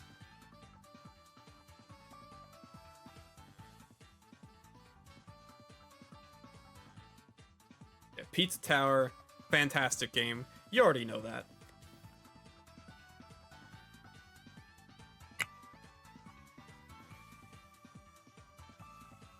Crash Team Rumble. I actually played this last night because I thought Spyro came out. Turns out Spyro being in the game was like a early access period, and he's getting added to the game in January. So, I did not get to play as Spyro, but Crash Team Rumble. This game, God, it's like... It's fun, but also, what the fuck? Now, to explain what I mean by that, this is a PvP platforming MOBA Pokemon Unite hero game.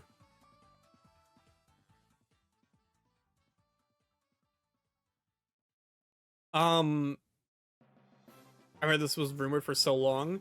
Yeah, and I mean people still play it. I played it yesterday and people were playing it. It is a big hodgepodge of ideas, and in a lot of ways I don't think it works. Like, I praise uniqueness a lot, but I feel like this is unique, but I don't think it was super well thought out.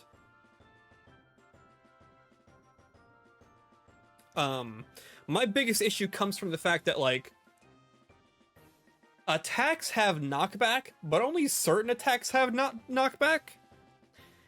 And for some characters, their only knockback move is a really delayed, really slow ground pound. That's typically like the knockback move for most characters if their normal moves don't knock back. And that means if I'm playing as like the Bat character, or the Time Lady, whose only knockback move is the ground pound, and I'm trying to dunk my Wumpa in my goal, and there's a fucking Dingodile defending that point, I might as well just not even like do what I was planning on doing and do something else, because there's no way I'm beating that Dingodile, because Dingodile's standard spin move does knockback. So the whole time I'm going to be on that point trying to defeat the Dingodile, all he has to do is press square while I'm trying to set up the perfect ground pound in order to knock him back once. It's very annoying. It's not very fun to deal with that. And it sucks because I think, like, it didn't have to be that way, right? They probably could have made a good version of this kind of game. And, you know, I still play it, even though it makes me very frustrated. And I just wish it was better. I just wish it was better, because I think it has the potential to be very fun, but as it is right now, it's not very fun. At times. But hey, Spyro's in the game. They put Allura in the game too, which is very cool. I'm gonna try them both out when they're out fully.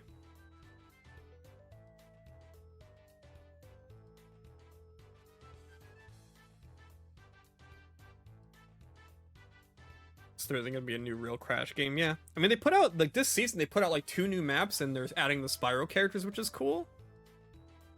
But right now it's just okay. I hope it gets better one day, maybe. Yeah, no.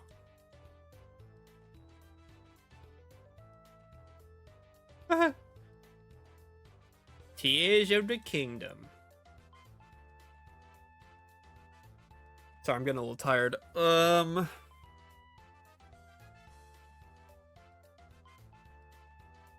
mean, we talked about this.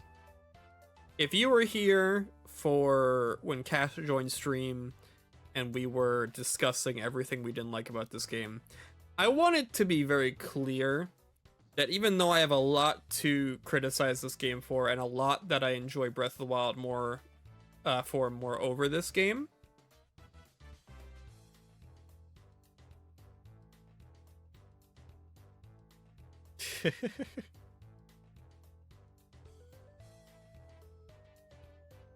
I still had a really great time playing through this.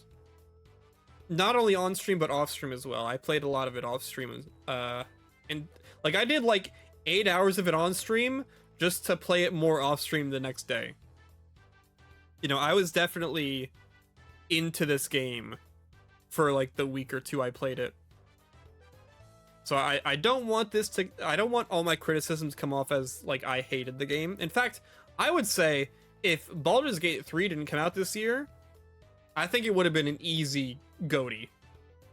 Like, compared to everything else that came out this year, I think it would have been a contender, if not an easy W.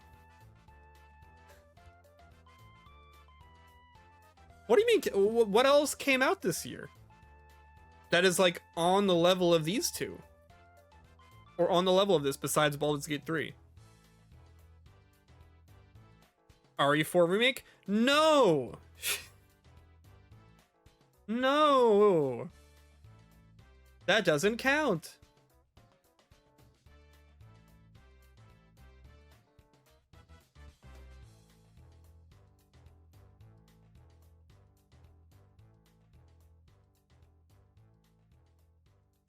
Armored Core 6? Fuck no.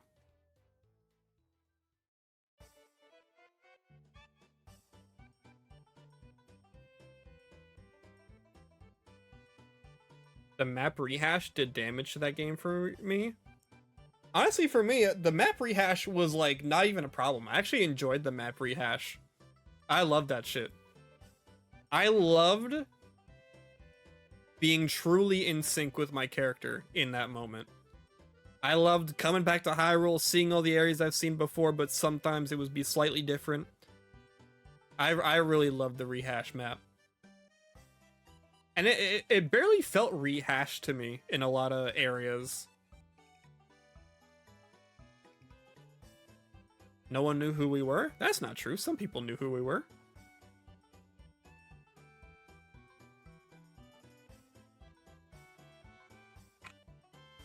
Like any area that wasn't a major location felt unfamiliar to me. Me too.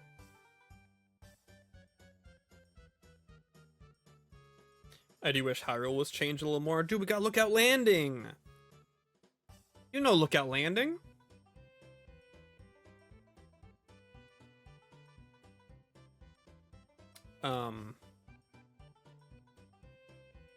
Yeah, I mean, you guys all know how I feel about this game. You guys know my criticisms. You guys, I guess you don't know, like, my positives.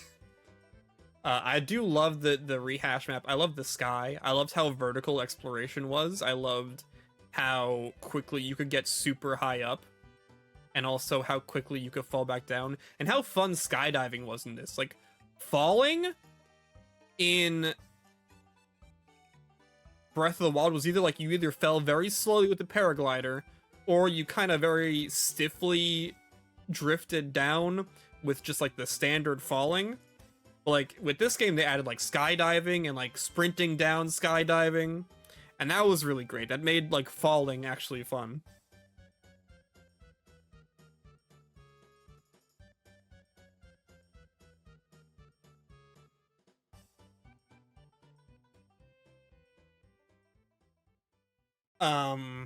I liked the lead up to all the dungeons. I didn't love all the dungeons,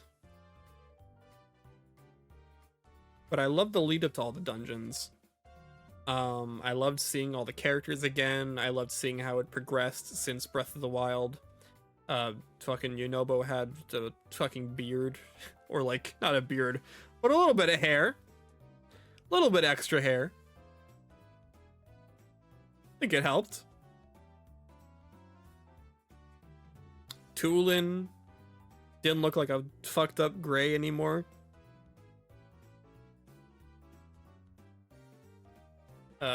I thought like Ascend was my favorite mechanic of the year. I loved Ascend. Ultra Hand was cool, but I felt like it took way too fucking long to build anything worthwhile, and half the time I would spend 30 minutes building something only for it to not work. So that wasn't great, especially when like the stuff that would actually work would take like a second to build. That wasn't great. Yeah, I still think, even though I had like a lot of criticisms with this game, as opposed to Breath of the Wild, where I had like basically no criticisms, I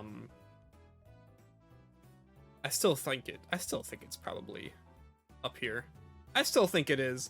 Yeah, I still think it is. I played it for like 80 hours, and I enjoyed basically every moment of it.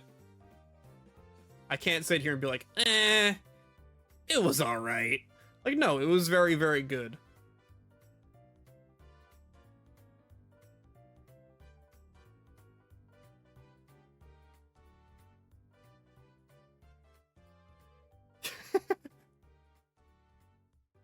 Ash, chill. Chill, buddy. Street Fighter 6. Hadouken.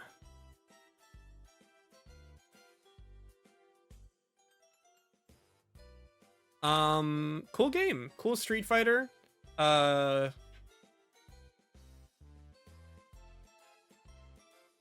like how it looks. Especially compared to Street Fighter 5, you know, that RE engine. Why did Cass just go play Grand Blue Fantasy versus Rising? Why did he just boot that up the second I started talking about Street Fighter 6? What the fuck? You hate it that much?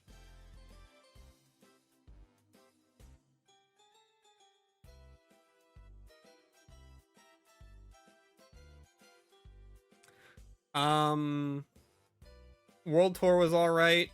Battle arenas were cool. Pick up the phone? What? I can't play a fucking video game? No, it's just funny how you booted up the second I started talking about Street Fighter. Can't believe you, dude. I thought you would understand the humor of that. I'm sitting here thinking, oh man, you know, I'm gonna get some matches in while I watch my good friend Mike's tier list. Nope. I thought you would understand the humor of me saying that at that point in time. For enjoying a video game. No, I'm getting belittled because I have variety in my video games. You definitely did that on purpose, though. I did not. I promise you I did not. Okay. I figured your Steam overlay was off. No, I always have that on. You know what we're up to. I'm always seeing whenever people go on games. You see a friend go on Lethal Company, you just sit there and start shaking your fist. I do. I get very angry every time. I do that too. Like, why is no one pinging me? It's like, why nobody invite me, dude? That guy played for like 3 hours. What, I can't play for 3 hours? No, I get that. I just had to yell at you because you were ridiculing me. No, Grand was a good game. Yeah, why isn't it on the list? Oh shit, why is it not on the list? Why is Final Fantasy 16 not on the list, Michael? I didn't play Final Fantasy 16. Did you watch it? Yeah? That counts. I mean, we didn't finish it either. You didn't finish FF9, did you? No. But like, it's like a stacking effect. It's like I didn't finish it, and also I didn't even play it. Did you play FF9? Yeah. Oh, I thought she was playing it. No, I was playing it. He just doesn't want to put it at best game he's ever played. Objective. I get it. That category is now sullied, bro. It would have been up there. Dorf Romantic up there, though. That's a good pick. That's Yeah. a fucking awesome game. Alright, hold on, let me get, you're right, I should get Grand Blue Fantasy versus Riding on up here. Yeah.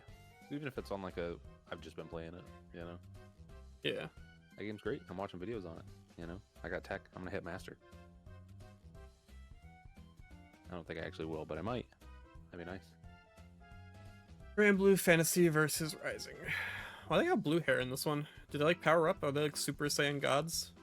They got something like that. The Jita and Gran, like one of their supers, their hair turns blue. I don't get it. I don't play the phone game.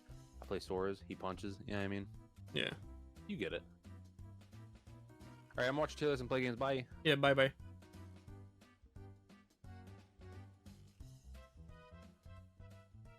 Where did I put it now? Where'd it go? There it is. Right, it has been added.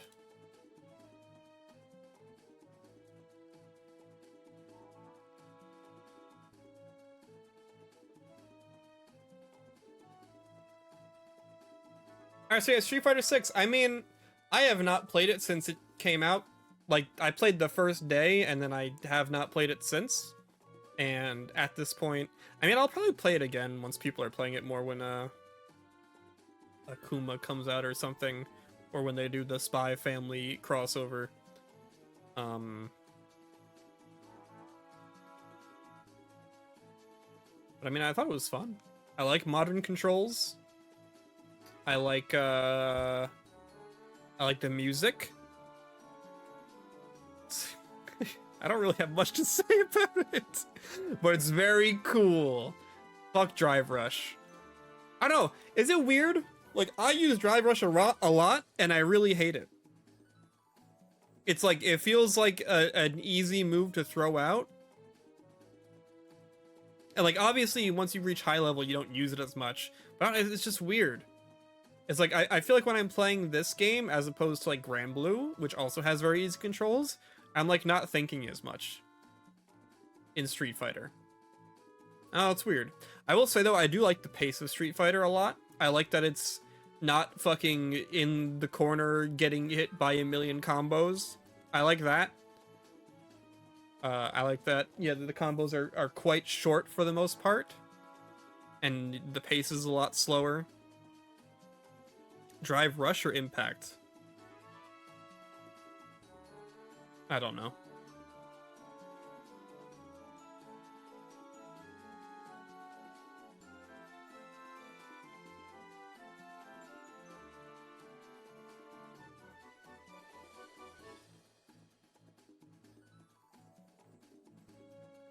Rush is the dash? Maybe Impact then.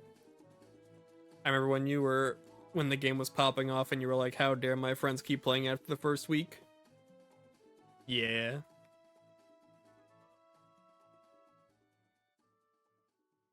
Well, first week or first month, it doesn't matter. My issue with a lot of these multiplayer games is when, like, once it stops popping off, you asked people to play it and they're just like, no.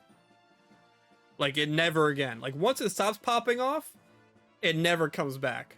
You know what I mean? Like, I think about, like, the multiplayer games that I've played for, like, years, like Mario Kart. Like, Mario Kart isn't a game that's constantly popping off, but people will get together to play it every now and again. Like, it is a evergreen multiplayer experience.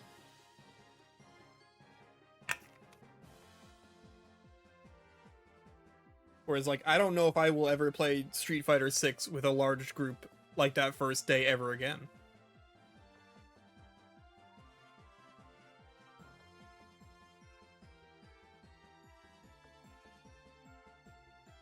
But I mean, it's still pretty good. I enjoyed it. Fuck it. Just put it up there. Vivid Loop. Now, unfortunately, I know Soul said he was excited to see or interested to see where this was gonna go.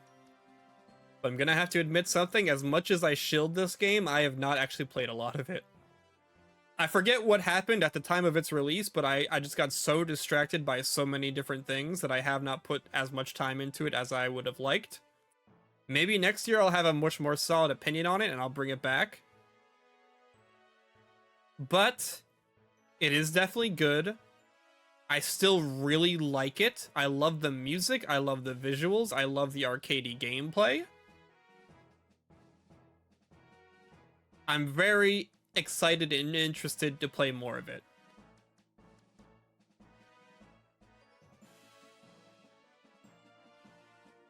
But unfortunately, I just don't have enough in my brain to give a proper opinion. So I'm just going to put it here for now. Because it's definitely good. It's not just okay. It's definitely good. You gotta come clean with me. Did you hate it?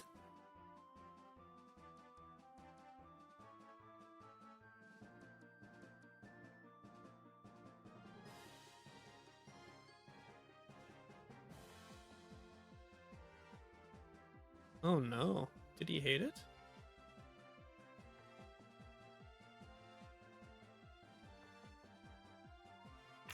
He's taking a while to get this opinion out here.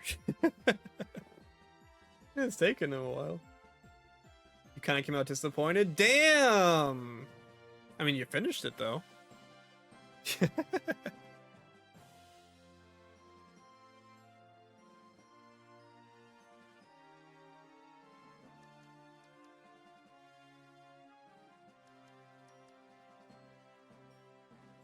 You love the first couple of hours? Does it get, like, stupidly hard?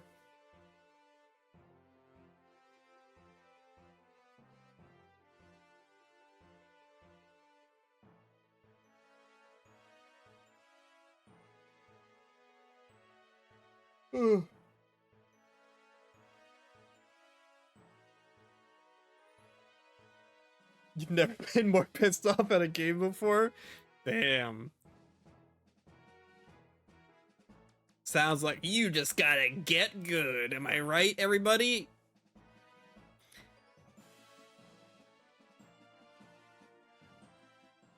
Alright, let's talk about Peak, though.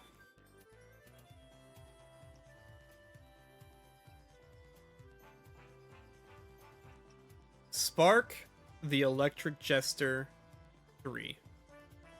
Now, if you want an indie recommendation, there is not one higher I can give than Spark the Electric Jester 3.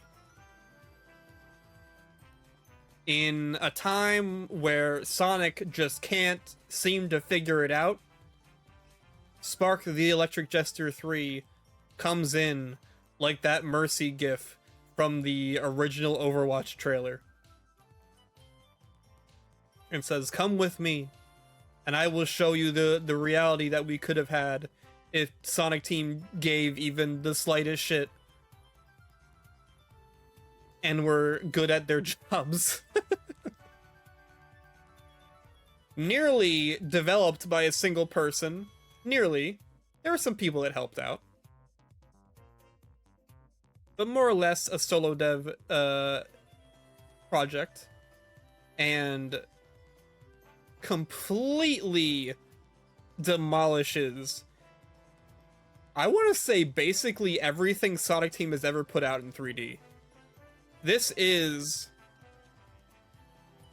the quintessential speed 3D platforming experience. This is the best Sonic type game in 3D. Bar none. It's better than all of them. It's better than Sonic Adventure 2. It's better than Sonic Adventure 1. It's better than Sonic Generations, Sonic Unleashed. It is everything I've wanted a 3D Sonic game to be for such a long time. I don't think I've done a loop in 3D that felt as good as it did in Spark 3, because it's all controlled by you. And I want to stress that, because Sonic in 3D is so fucking scripted, and it's gotten worse. It just gets worse and worse with each entry, the scripting. And it's just, it feels so freeing to go on a loop in 3D, or do half the shit that you do in this game in 3D, and just be in full control of your character. It feels so good.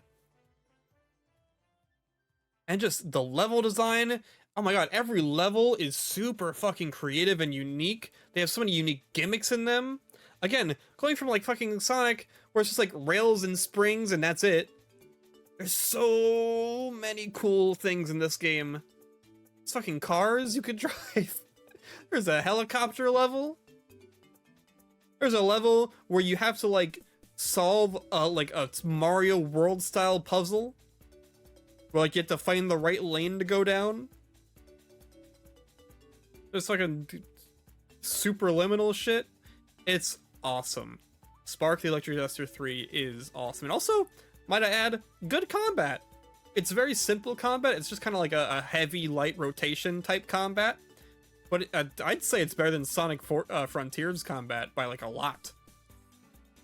Like Sonic Frontiers has needless complexity, whereas Spark 3 has like two simple options, but you could do so much with them.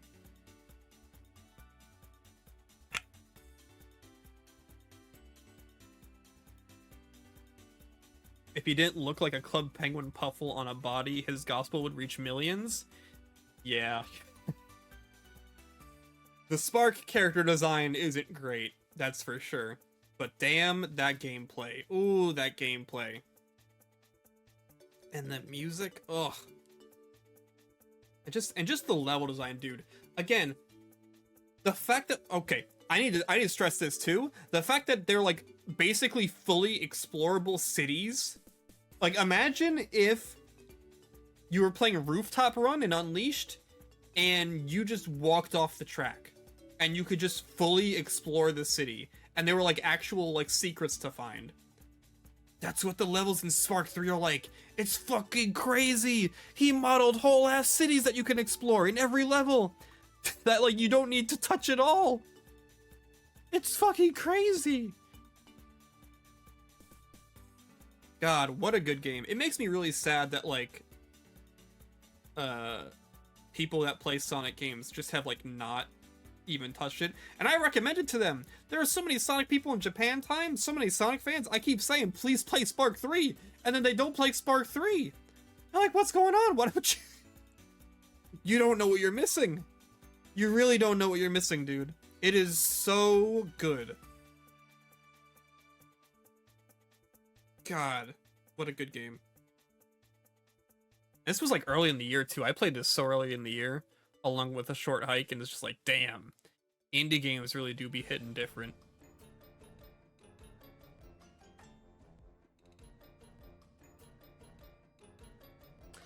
Hitman, I suck at this game. I think this is definitely a get good moment. I am awful at Hitman. I am terrible at this shit. I don't know if I'm ever gonna go back to it because I fumbled so hard on every mission we did that one stream. What's up, Jordan? Yeah, this was a major L for me. I'm gonna put it in here. No, I'll do half it. It's definitely good. I'm terrible at this shit. Awful.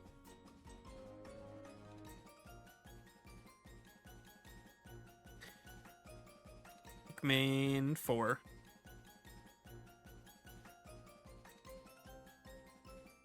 Alright, so Pikmin. Ooh, I love Pikmin. Pikmin is one of my favorite Nintendo franchises, as you could probably guess.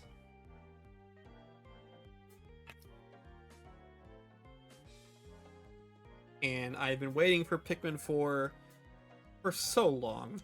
It didn't feel as long as the wait for Pikmin 3, but it was longer. And we were waiting so long for this fucking game, and I have to say that, for the most part, it definitely delivered. It is... The fact... That game is huge, by the way. Like, compared... Like, it's not huge compared to, like, Tears of the Kingdom, but compared to, like, Pikmin games, I was like, holy fuck, how has this not ended already? And I mentioned that, like, multiple times.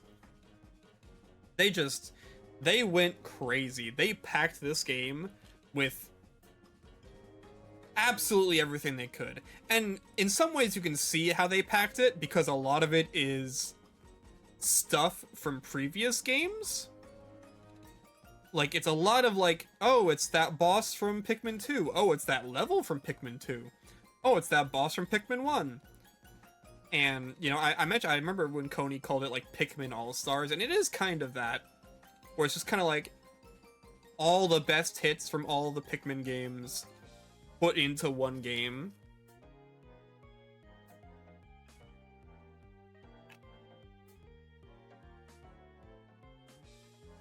And that did kind of...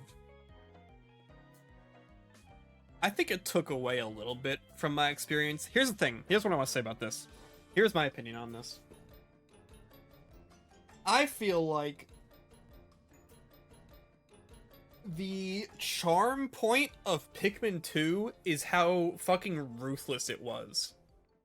I feel like that's the entire point of like caves, right? Is just caves were just this fucked up thing that just like went out of their way to put in as many traps and tough enemies as they possibly could in those things. And that's kind of the charm of Pikmin 2. It's just that it is that fucked up. Like you will lead your Pikmin to a treasure, tell them to pick it up, they'll follow the path that you just took, and they'll still somehow die. And you're just like, what the fuck? What do you mean? How'd they die? And Pikmin 4 didn't really have that. And I feel like because it's trying to be like Pikmin 2, the sequel, in the same way that Pikmin 3 was Pikmin 1, the sequel, I do think not having it be super fucked up and difficult did kind of take away from the experience of doing caves. Like, caves honestly felt kind of weird. And I thought they were kind of neat in the beginning because the first couple of caves felt more like puzzle rooms, right? Like, you go into a cave and you do a little, like, puzzle or you solve a thing and then you get all the treasures and you get out. Those were cool. But when they started to delve more into, like, the Pikmin 2 philosophy, sometimes even being straight up borrowed from Pikmin 2, like, in terms of level design, I do feel like they lost something there.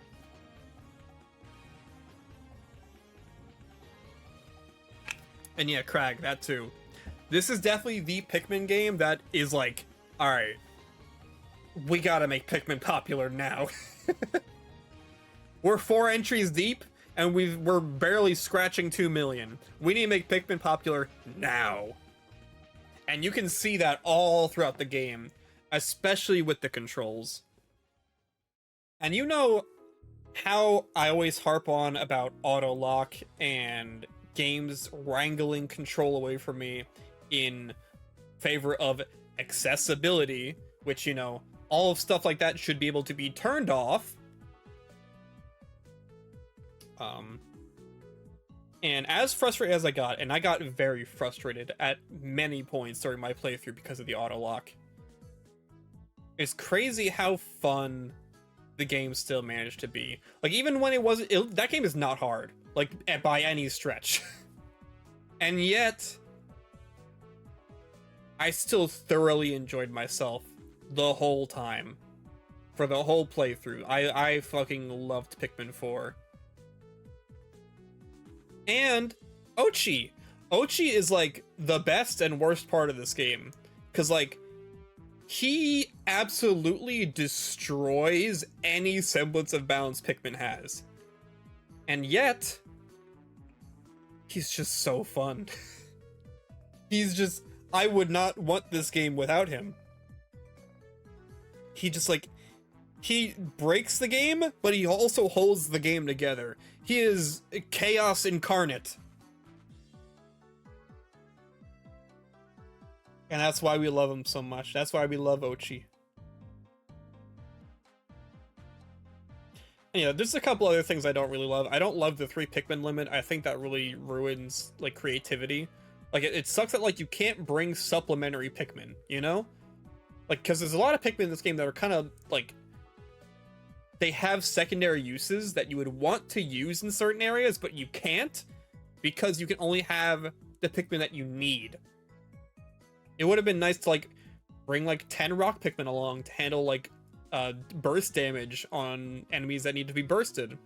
Or, I don't know, some fucking white Pikmin to bring stuff back faster. It would have been nice to have stuff like that. But you can't, unfortunately, because you need to have the Pikmin you need. Like, you know, you just need to have the ones you need, and you can't bring any extra supplementary Pikmin. So that kind of sucked. But again, in spite of everything, it is just a gigantic... What was I gonna say? It's just such a good time. It's just such a good time the whole way through. And also, the fact that... spoilers, by the way. Spoilers for Pikmin 4. The fact that they basically included a Pikmin 1 style campaign inside of this game? Genius. Amazing. Best thing they've ever done in this series. They need to do that every game. Just like... Oh my god, could you fucking imagine that? If that becomes like the new thing that Pikmin does? Is like they take all... It's like whatever the next Pikmin is, as long as they take the stuff they made and make a Olimar Pikmin 1 style 30-day experience out of it, I'm good. Do whatever crazy shit you want.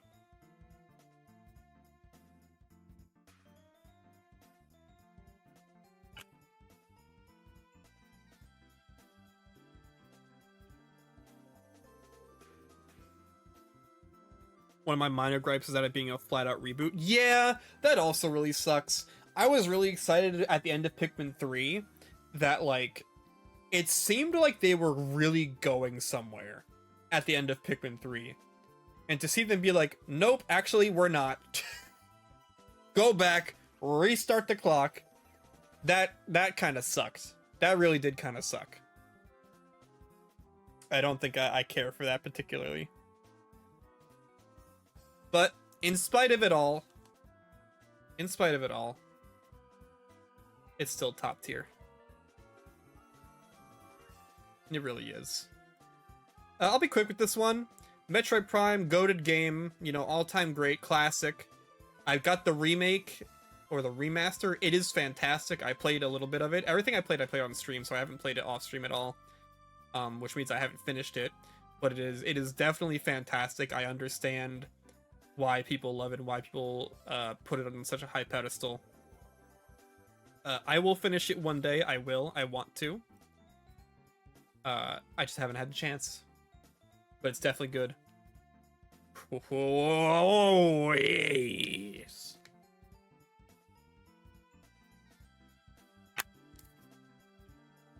God.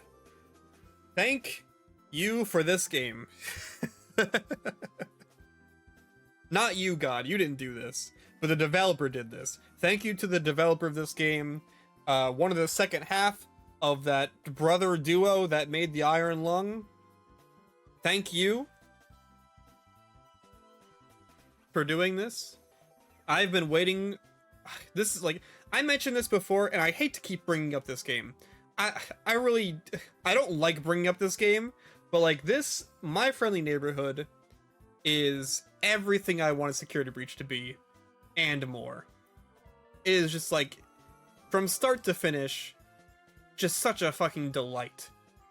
From its level design, to its gameplay, to its humor, to its backstory, to just its narrative in general, just from start to finish, such an amazing surprise. And like that ending, dude, that ending actually still gets me kind of teary-eyed every time. And just like all the little like slower moments with all the characters, it's just, it couldn't have been better. It really couldn't have been. It is a fucking, like, I know this is a big thing to say about a fucking little puppet Resident Evil game, but I honestly think My Friendly Neighborhood is a fucking masterpiece. In my eyes, I think this is a fantastic video game. I loved it, and I still haven't played. I haven't played the fucking survival mode. It deserved more. It deserved some recognition, dude. Where was the Arlo shoutout? Where was the Arlo shoutout? What the hell? He could have given this game so much clout if he just tweeted about it. He didn't even tweet about it. What? I mean, I get it. Just because you work on a game doesn't mean you have to talk about it. But it's weird that, like, he didn't talk about it. He didn't, like, tweet and be like, hey, I'm in this game. What? Why? Why didn't he do? Was there beef? Did he have beef by the end of development or something? Like, what happened? It's just so weird. Again, I feel like it's weird because like the indie games this year that I really loved, I feel like are completely slipping under the radar. I'm thankful that Pizza Tower got recognition. I'm very thankful about that. But like everything else I played this year that were indie that I loved, they didn't really pop off. And I was very sad about that. Like I don't think this year was the year where I felt like I was so detached from the public's opinion than I ever have felt before. Like, I've never felt so detached from the general opinion of people that enjoy this medium than I did this year.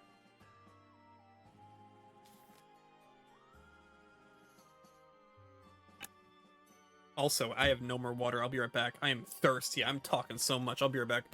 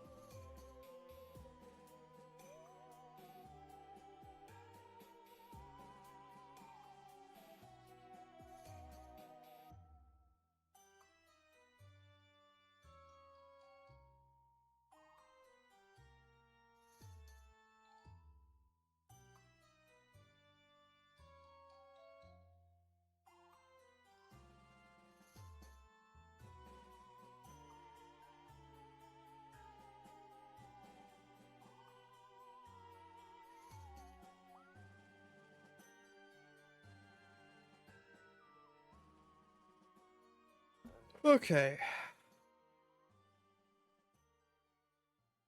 Anyway. Yeah, like I was saying. This is definitely up here. You guys already know it. Pizza Possum. Oh, well, this was the big old... It wasn't a disappointment. It was just kind of like, eh. You know, I played this. I had fun on stream. But it is a very... tiny experience. It is like... The way I would describe it, this is gonna sound mean, but I promise it's not meant to be that mean. It's like a Roblox game, you play once, you go, hey, that was pretty fun. And then you don't play it again. It's like the fucking mouse game from Roblox. It's like, hey, that was surprisingly an enjoyable time. Not gonna favorite it though. Yeah, it was okay.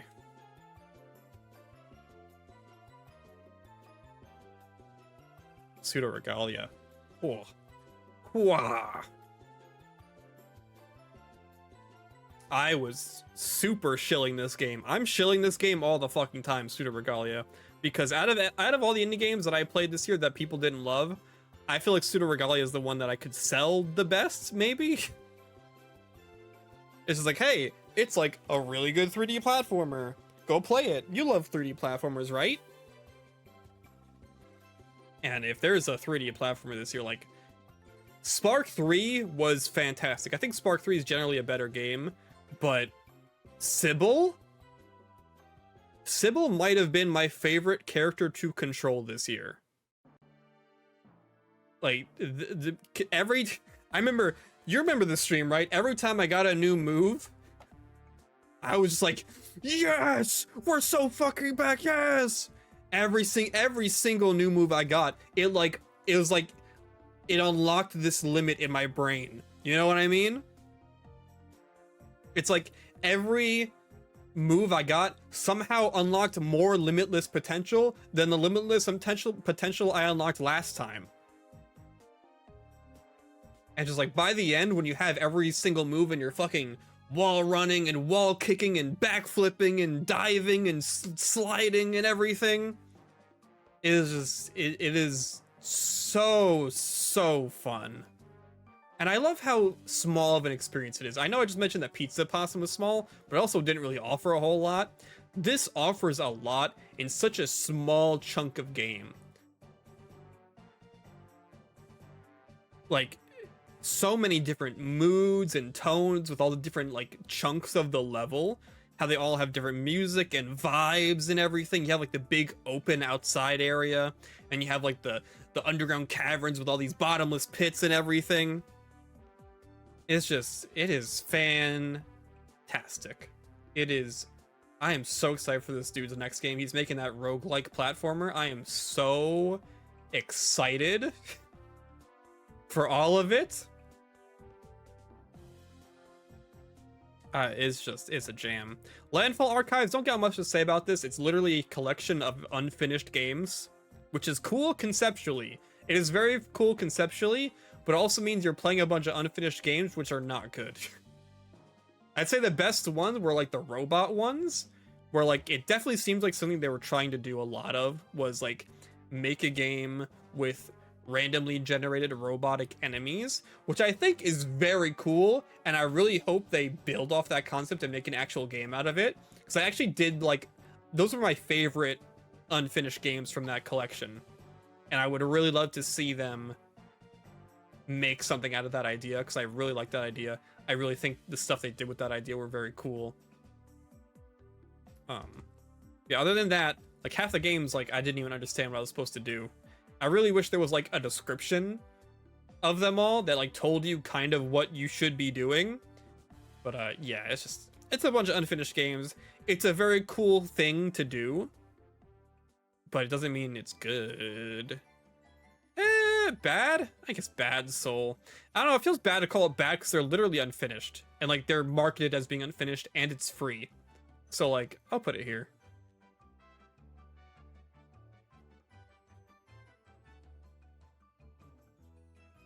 Disney Speedstorm, another returning guest from last year.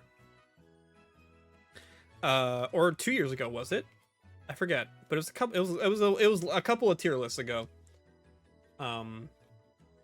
When I first brought this up on the tier maker, I think I had it in bad parentheses Soul. That was back when it was in beta, and it has since released.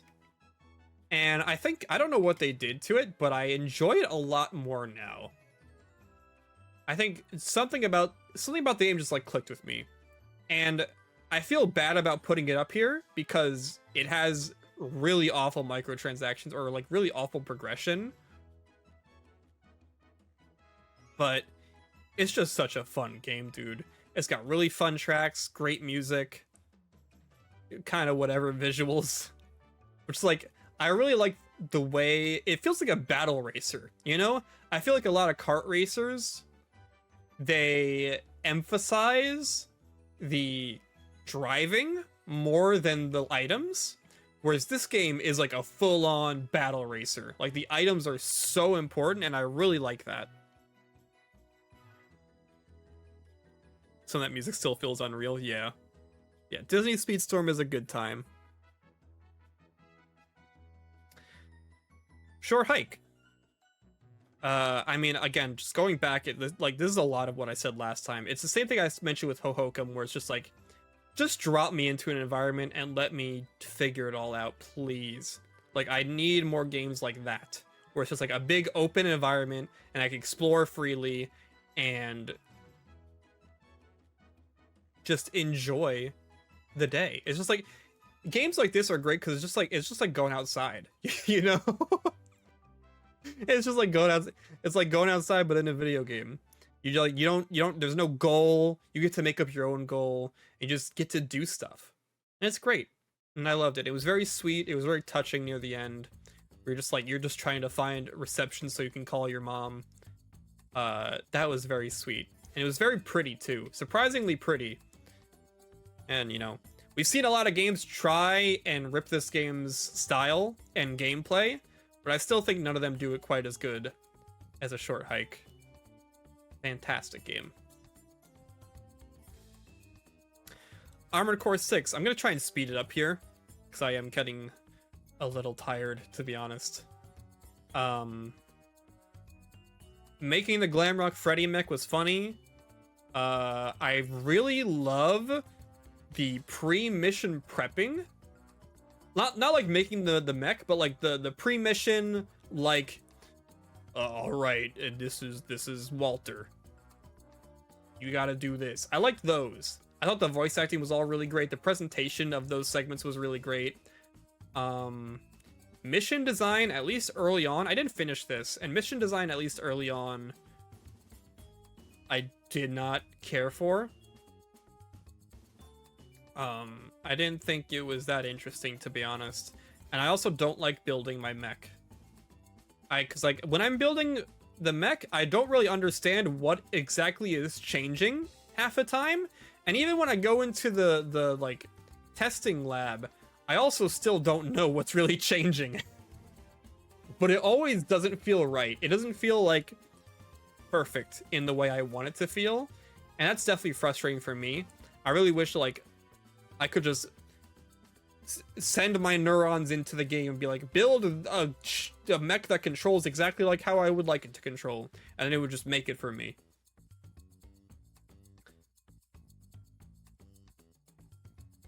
Yeah, I really wanted to love this game. I really did want to love this game. Is Hi-Fi Rush on here? Forgot about that. Hold on, let me grab it.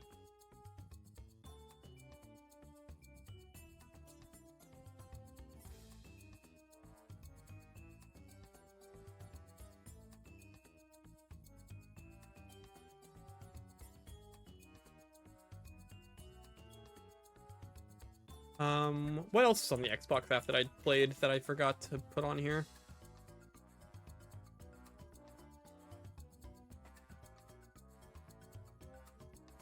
Was Minecraft Legends this year? Oh yeah, Headbangers.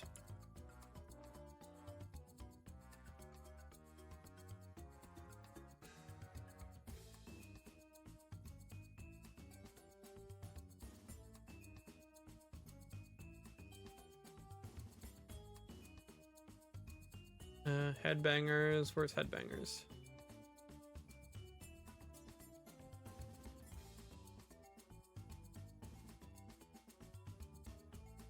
I believe Minecraft Legends was this year, right?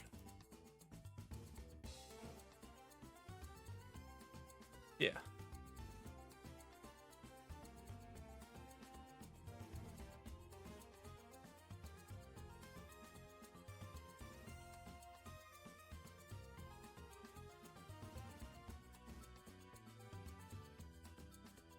Alright, so yeah, Armored Core 6. I maybe I'd like it more if I played it more, but as of right now, it's just kind of okay for me. I'll put it up here. Mortal Kombat 1. I tried it out. I was really interested because I thought the graphics were really nice. I really loved how the colors popped in that game. And I thought the character designs were great. Like, it's been a while since I've really enjoyed how these characters looked, but like specifically like Scorpion and Sub-Zero and Melina and all of them, like I thought they all just looked fantastic. And I played the game and I kept losing against this guy who always, without fail, did the fucking fatality where they fucking kick your head off, and then and then they light your intestines up, and then your intestines travel up to your head and explode your head. And I was playing the Megan Fox character, and I felt sick. I kept watching it, and I'm like, why the fuck do people think this is cool? And I actually, like, every single time he did it, I got more and more sick. And I was just like, okay, as much as I think this is a cool fighting game, as much as I like the look of these characters and this environment and this just world, I can't deal with these fatalities. I can't do this. And so I refunded it. Thankfully, I didn't play that much, so I got to refund it.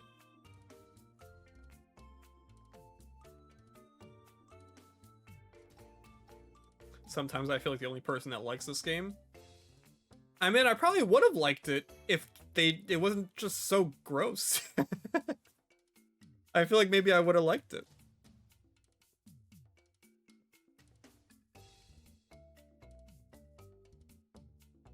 Party animals.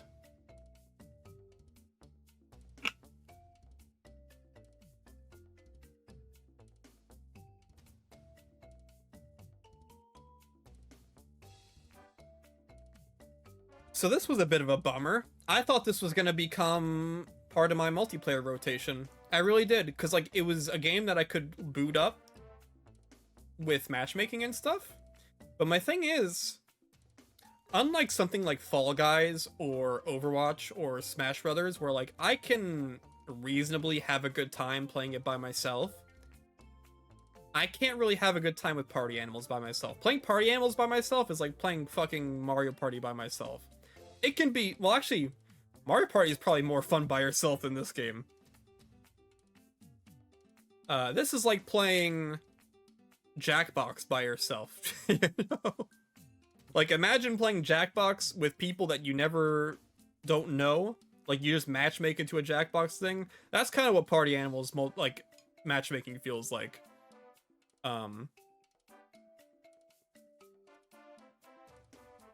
And no one bought the game.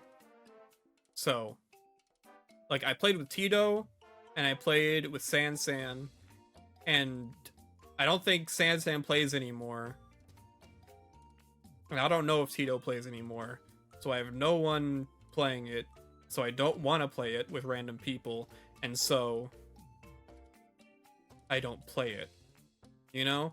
Like, okay, to explain it more in depth, Party Animals is a multiplayer game about being funny, you know? Like, you don't play this game to be serious, or, like, actually compete, or, you know, play the video game. You play Party Animals to be funny. In the same way that you play Jackbox to be funny. And you don't want to be funny by yourself. It's hard to find humor in a game like this by yourself. And so that's why it's okay. I don't know. I'd say I enjoy it, but like with an asterisk. Just imagine there's a big old asterisk there. Like, I enjoy if I'm playing with friends, but none of my friends play anymore, so I don't find it fun anymore.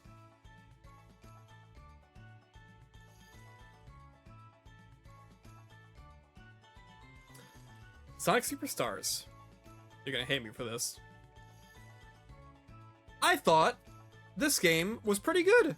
And like I said when I talked about Sonic 4, I do not think very highly of classic Sonic, like at all. I think they're actually like not super well designed games, especially by the end. In the beginning, I think they're all pretty good. When I'm playing like the first 2 levels, I'm like, oh, this is kind of a jam. And then they get to the later levels, I'm like, oh, these suck. Every time without fail. And especially this one. This one has some pretty bad levels in the back end too. But I really, really loved the first half of this game. I loved the first zone. I loved the carnival zone. I loved the sky temple zone. I loved the forest zone. I really, really loved a lot of levels in this game. The bosses are whatever, but I also hate bosses in every Sonic game. Like, a lot of the reasons I like this is because I don't like... The stuff I don't like is carried over from every other Sonic game. Like, bosses in Sonic have always been terrible in my eyes, so the bosses being bad in this is like, whatever.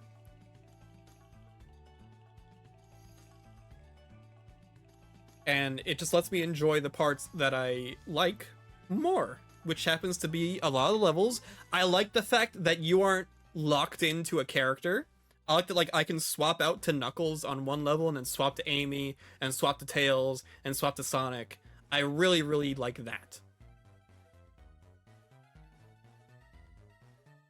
It always bugged me how, like, when I played a Sonic game, if I picked Knuckles, I was locked in for the rest of the game.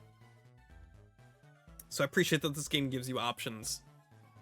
And I thought it looked good. It looked pretty good for the most part. Music, listen. When the music was good, it was really good. But when it was bad, it was definitely... When it was bad, it wasn't that bad. It was kind of bad, but it wasn't that bad. But when it was good... God, that jungle level music, whoo! That was good. I understand on a level it's not as good as Mania. I get that. I get that it's not as good as Mania. But I think I enjoyed it more. And I think I would honestly put it here. I had a good time with it. I played it on my deck.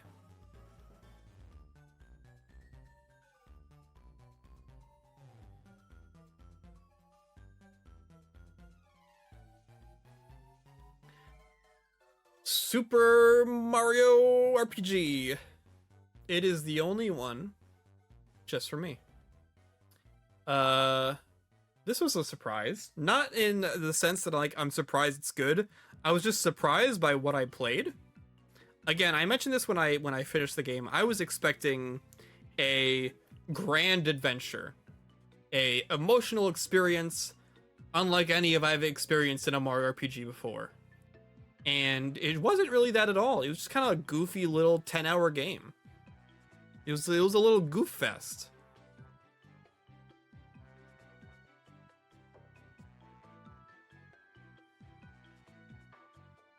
Hey, Amber.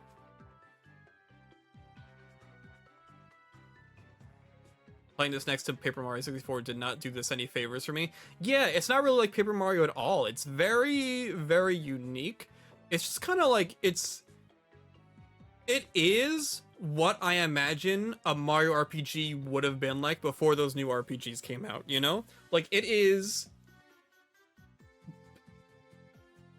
a perfect translation of Mario into an RPG format. I would say even more than the Paper Mario games and the Mario and Luigi games. Like, it is much more Mario coded, if you get what I'm saying. Yeah, there's a lot of whimsy. Very little story. Shit just happens. Yeah, shit just happens in this game all the goddamn time. Why was that crocodile my friend? I still don't know. I wish someone would tell me. But I will say, I really enjoyed it from start to finish. It's very short, it's very quick, the pacing is insane. There's so many mini games and boss fights with unique mechanics.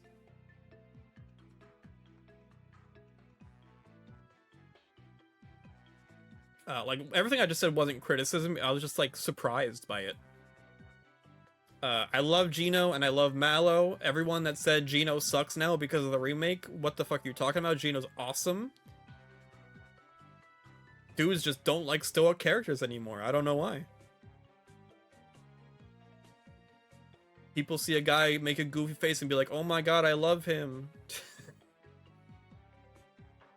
Oh my god, Mallow, he's so cute.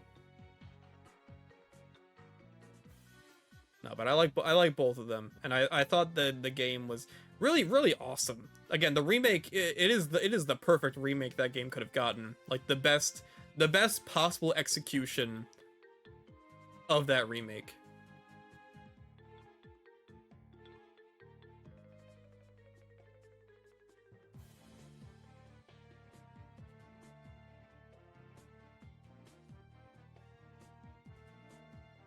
Yeah, I mean, the same thing happened with Min Min and Smash. Like, Min Min is very reserved. So, like, I remember people were complaining. It's like, oh, but Springman did the funny eyes. He should have gotten in. Come on. Come on.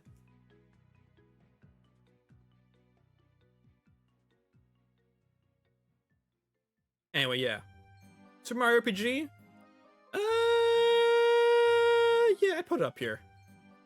Yeah, I put it up there. Mario Wonder. So I think I talked about this when I got back. In regards to Mario Wonder. Is Fashion Dreamer on here? Did I forget to put it on here? Where's Fashion Dreamer? What the fuck? I definitely put it on here. I don't know where it is. Hold on, let me grab that real quick.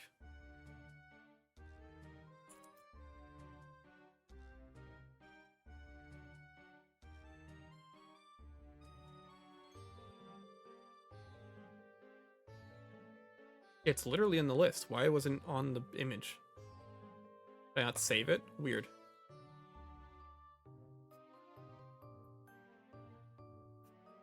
Hey, Hannah. There we go. Now it's on there. So yeah, Mario Wonder. Gosh. Okay. So I want to say this right now. In terms of the levels, I thought it was pretty fantastic. But did I play Leafs this year? I thought I told you about it.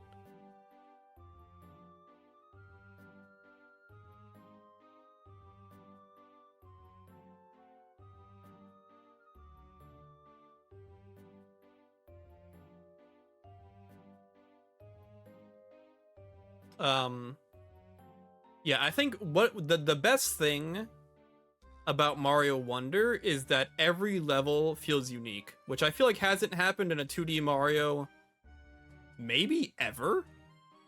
Like, even like going back to like the old like really good ones like World and 3, I don't think we've gotten a Mario game where every level felt like its own unique, very cool thing. And that's definitely like the highlight of Mario Wonder. Unfortunately, I do feel like it's on the precipice of being like S-tier Mario, but it doesn't quite hit it.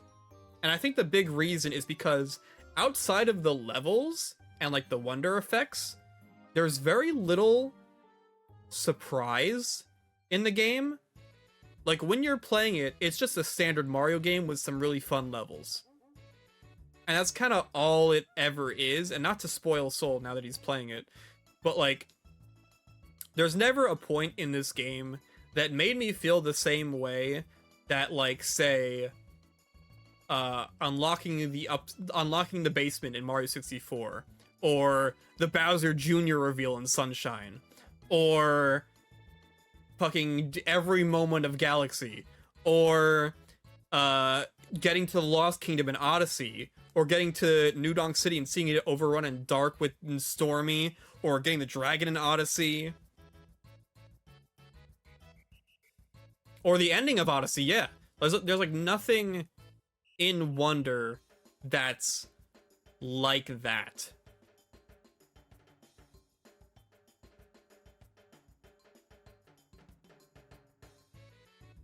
When I got to the second special level, I was like, ooh, now we're getting somewhere, and then it kind of plateaus to because everything is on the same level of good.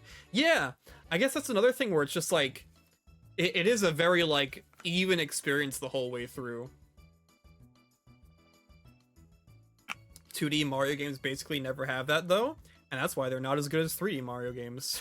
And that's why they're not as good, baby. I do honestly think if Mario Wonder had better bosses, it could have alleviated the problem. And here's the thing. I want to say this. I'm perfectly fine with the rogues gallery being smaller. I feel like a lot of video games, because video games are so long, they feel the need to just shove as many villains as possible as they can into the game.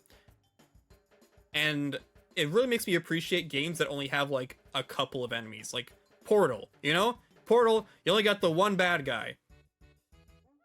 So like, I'm perfectly fine if what they wanted was just like Bowser, Bowser Jr., and Kamek. That's your villains. I was fine with that. What I didn't like is the actual design of the fights. The fact that it is, they need to seriously retire this type of fight. The fucking jump on the Koopa goes into their shell, spins around for a few seconds, then hops out of their shell and does an attack. That type of Mario boss is so tired now. They really need to abandon that, because it's not fun. It's super not fun anymore. Honestly, it never was fun, but it's especially not fun when that's literally every fight in the game.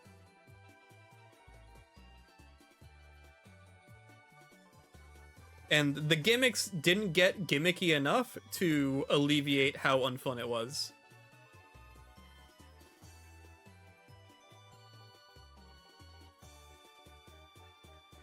And it's weird because like Bowser Jr. had good boss fights in previous 2D Marios. Like I was playing New Super Mario Bros. 2, New Super Mario Bros. U on the Switch as I was getting ready for Mario Wonder, and Bowser Jr. has cool boss fights in that game. Like he's got the boss fight where you're underwater, and he's got the submarine that shoots out missiles, and you have to make the missile, it's a homing missile, so you have to make it so the homing missile hits into the submarine instead of you. So you have to like trick it. And he's got the boss fight in the middle, or the ending area, where like he's in his clown car and he punches down at the ground, and you have to climb up the arm of the boxing glove to reach him at the top. And like, but every time he punches, it breaks part of the level, so you have to like really plan out where he's gonna punch.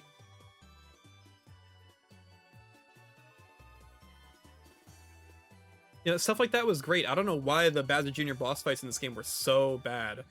Especially because, like, you think about Mario Wonder. You could have literally done anything with these boss fights. You could have done anything. And it was just the standard Koopa boss fight. And it's kind of sucked.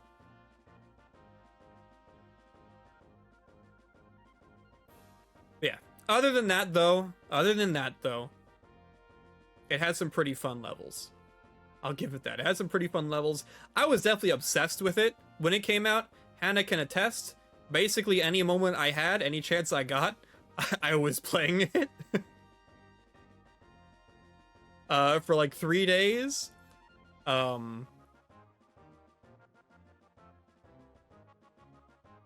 Yeah, I was very into it. I didn't want it to end, and then when it ended, I was just kind of like, oh man, that sucks. I was having a good time just playing levels. And I think I already mentioned this. I think I mentioned this when we were talking about the Game Awards. I think this has my favorite implementation of multiplayer this year, or at least the one I find the most interesting. I think the way they handled multiplayer in this game was extremely cool, and it significantly enhanced my experience. I think if this game didn't have the multiplayer that it had, I still would have liked it, but I don't think I would have liked it as much. I think having people around as I was doing the levels, and like shooting emotes and watching them try and fail to beat certain parts, that was a big part of what made the game fun for me. And without it, I think it definitely would have knocked a point off.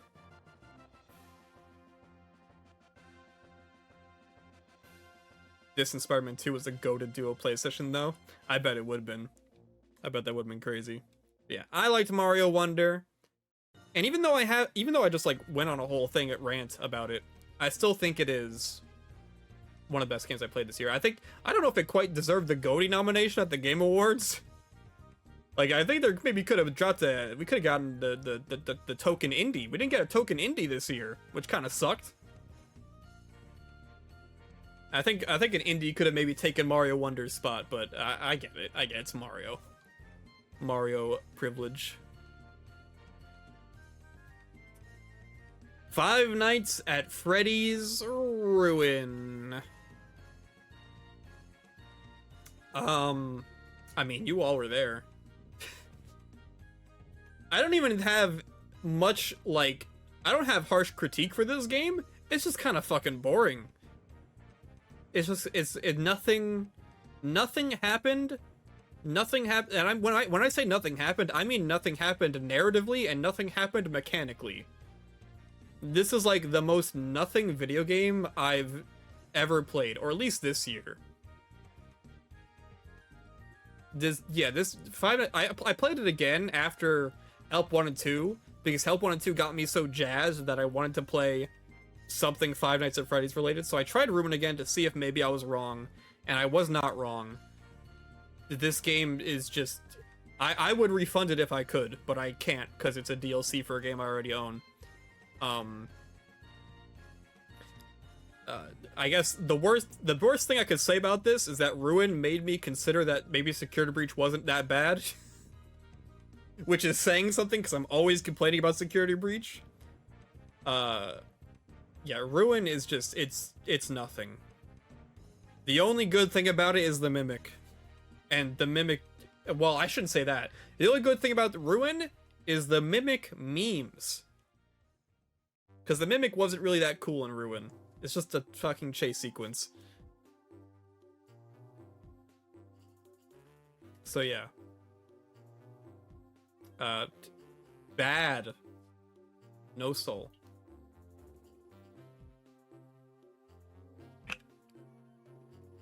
No bad souls this year so far.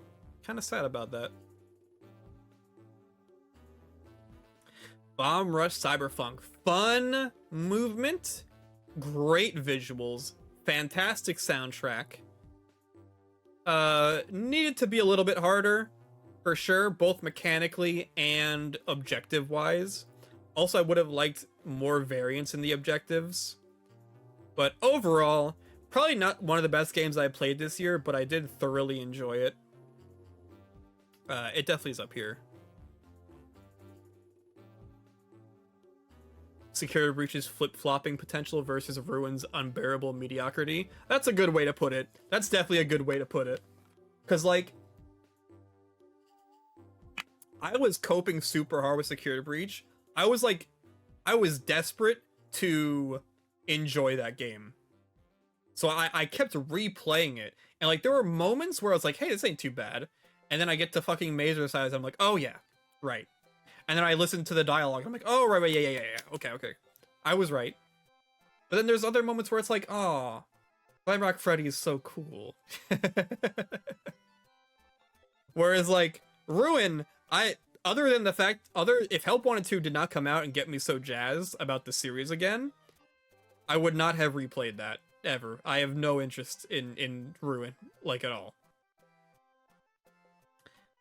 What was I just talking about? What, did I just put something on the list and forget about it? No? Okay, whatever. Alright, Marvel Snap! Oh wait, it was Bomb Rush. Bomb Rush. Yeah, Bomb Rush was fun. I enjoy it. Marvel Snap. Fun little card game.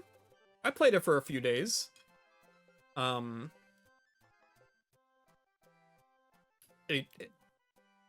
It was fun. It was fun. It was fun. I'll put it here. Nasby 2. It's fun. It's fun. It's pretty fun. Not as... here's the thing, though, is, like, I don't enjoy playing it as much as I enjoyed playing Framemakers, but it's also a much more complete game. It's like, I don't know where I would rank those in comparison. Like, a more fun game or a more complete game? I don't know. I'll let them hold hands, though.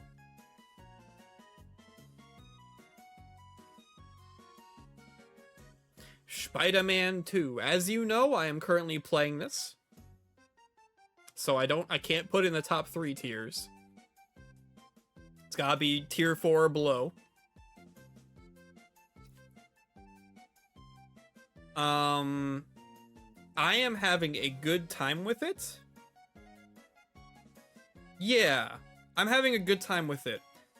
This isn't really a critique, per se, but, like, I understand why... Well, no. What am I trying to say here? I understand why I didn't win anything. Like, I think this is a good video game, but I also think this is gonna sound weird. This is gonna, oh god, how do I phrase this? I don't want to phrase this wrong. It, like,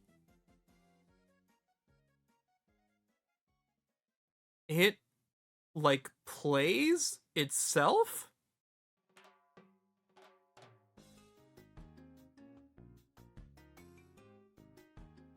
Tell that to the PlayStation Awards. Was there a PlayStation Awards? Is it winning like everything?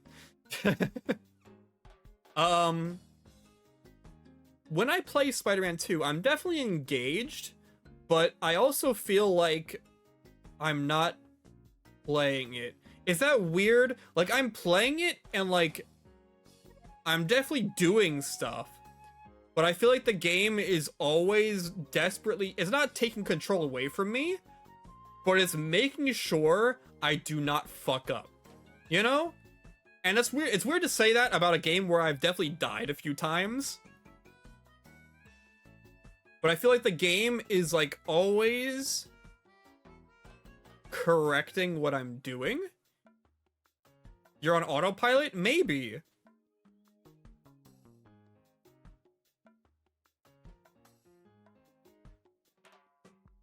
I don't know, it's really weird. It's a really weird position I'm in my head about this game. Because, like, I'm really enjoying it. I like swinging around New York City.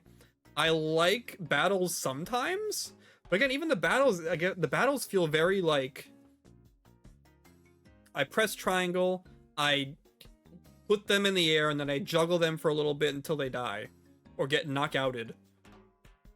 And that's just kind of every fight, is I press Y, and Spider-Man automatically, like, flies to the next opponent who could be, like, feet away and not even on screen. And that feels really weird. And even, like, again, like, moving around is fun. And even on, like, but even on, what's it called? Even on no swing assistance, I feel like everything just works without me really having to think too hard about it. Or, like, react to shit. Like, the hardest thing about zero swing assistance is staying above the ground, which is basically just like, hey, if there's no tall buildings nearby, don't try and swing normally, because you will fall to the ground.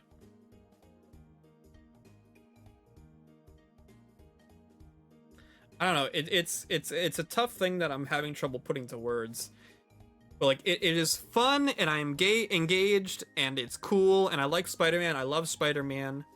I'm enjoying the story, I'm enjoying the characters, the music's pretty good, the set pieces are cool. But the gameplay, while fun... Ugh, why am I having so much trouble, like, wording this? I think autopilot is probably the best way to describe it.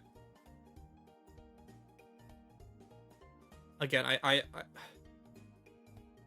yeah, that's probably how you get it. You understand. Even if I can't word it properly, you understand what I'm trying to get at, right? And yeah, I want it to be very clear.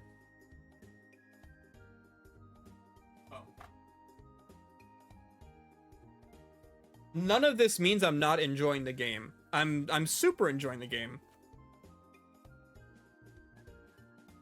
But I just... There's nothing exceptional about anything I'm doing. I'm just kind of vibing, you know? Which is not bad. It doesn't mean, like, not every game has to be, like, exceptional mechanically, you know? Some of the games, even on here, are like, it's like... Well, no, that's not true.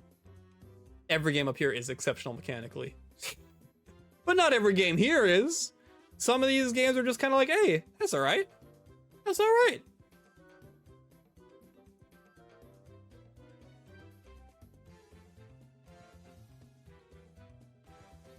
So I think it will join them. I think it will join them here. And you know what? We'll put at the top I enjoy. When I play an Insomniac game, I become a consumer that only buys 2K every year. Yeah. Your only move is hustle. I did not refund it. This was very cool. I did not play much of this, but I think conceptually it is a fucking awesome idea. And the little bit I've played of it, I do want to play more of it someday. It's just, it is like a commitment. It's like, it's tough to play a game where it's like, I know I have to commit like an hour every time. It's like Sea of Thieves. Like, I fucking love Sea of Thieves, but booting up Sea of Thieves means I am not going to be able to do anything else for at least 2 hours. And Yomi Hustle is kind of the same, where it's like... Wait, you got Yomi Hustle? Shit! Absolutely. That'd be awesome.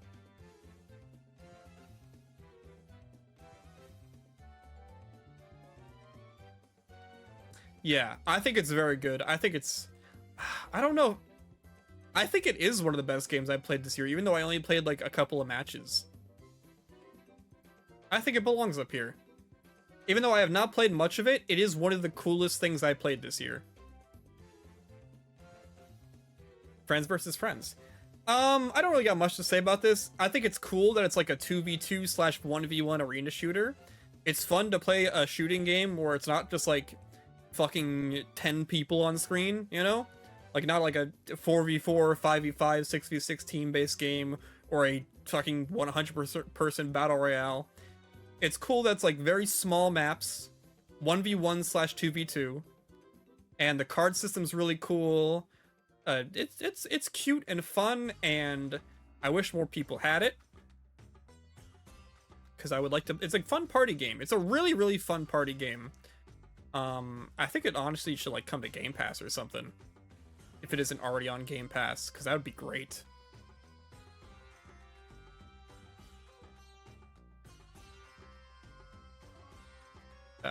Yeah, I think this is cool. I'm gonna put this up here. Help Wanted 2. Oh boy, it's been quite a year for Five Nights at Freddy's, hasn't it? We had Ruin, which is down there. Bye bye Ruin. We had the cancellation of FNAF Plus. We had the FNAF movie, which honestly, the more I think about it, it doesn't get any better, but I do enjoy it more. You know, like the Five Nights at Freddy's movie, objectively, critically in my mind, it does not get better. In fact, in some ways it gets worse. But in my heart, when I hear Willie Mafton say, "Symmetry, my friend," and I go, ah, true. So true. That is him. That he is him. If I had a movie tier maker for this year, the FNAF movie would be in the I enjoy tier, I think. And Guardians of the Galaxy 3 would have been at the very top.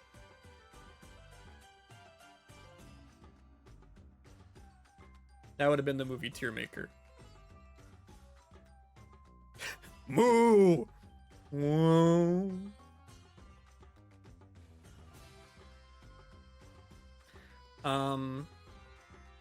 Where's old?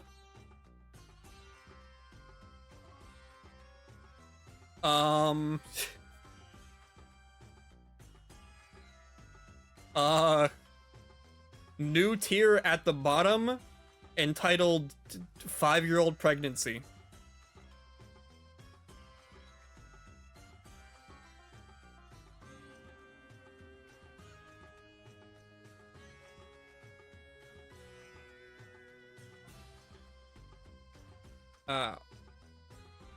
Removing... Listen, if you know, you know. Removing the Roblox FNAF game. This would have been the culmination of this year. And I think, all right, this is a big shock to me. Help 1 and 2, it isn't really Five Nights at Freddy's, but it's kind of a jam, to be honest. I really, really enjoyed Help 1 and 2. I think it's the best game Steel Wool has made. And not only that, I think it's a good game, which is shocking because this is the first game where I feel like the reception has been mixed. Like, typically the reception has either swung one way or the other. But this one is the first mixed one. It's probably the first one that I think is actually, like, legitimately good from start to finish. And it's not Five Nights at Freddy's. There's some Five Nights at Freddy's moments in it, like the security breach, the sister location stuff, and Fizzy Faz, kind of. But it's mostly Five Nights at Freddy's themed job simulator, which turns out is kind of fun. I actually think I like this more than Job Simulator, actually. Obviously because it's Five Nights at Freddy's themed, but also because I think adding in the element of failure does a lot to the Job Simulator format. Because, like, Job Simulator, I don't think you can lose. I think you just kind of do the thing until you get it right. Like, adding, like, the element of failure added a lot to this experience, and I really did enjoy every bit of it. And also, seriously want to commend Steel Wool's artists and like everyone involved in the creation of this game. This is such a step above every single production they've done, just like artistically and audio design and just like pacing and everything. It's just it's actually like a good video game. So like I gotta give it up. I gotta give it, like, they made a good video game. I gotta give it up. And also, I thought the ending was pretty fantastic. Like the whole Princess Quest 4 bit, when the princess walks into the room that you're playing the arcade cabinet on, that was fucking awesome. And then she gives you the sword. Dude, I don't know. I don't know. Because here's the thing, is like, I honestly think I enjoyed this game more than everything in this tier. I don't know if I would put it in this tier, but it's definitely not in this tier. I think we might have a first subjective best game I played this year. We finally filled in that hole. It's a shock, I know. A Steel Wool Five Nights at Freddy's game? High up on the tier list? They said it couldn't be done.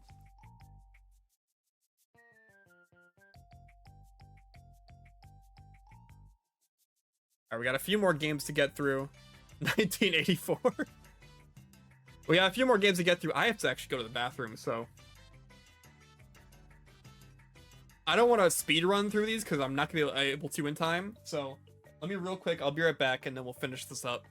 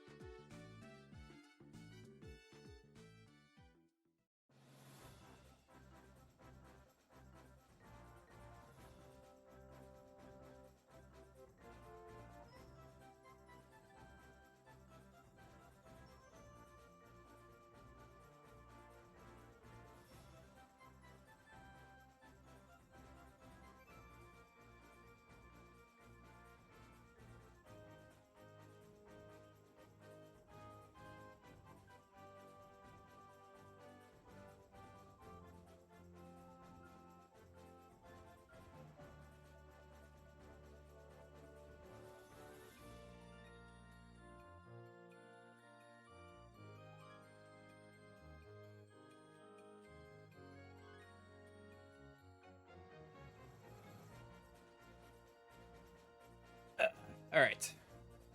Let's wrap this up.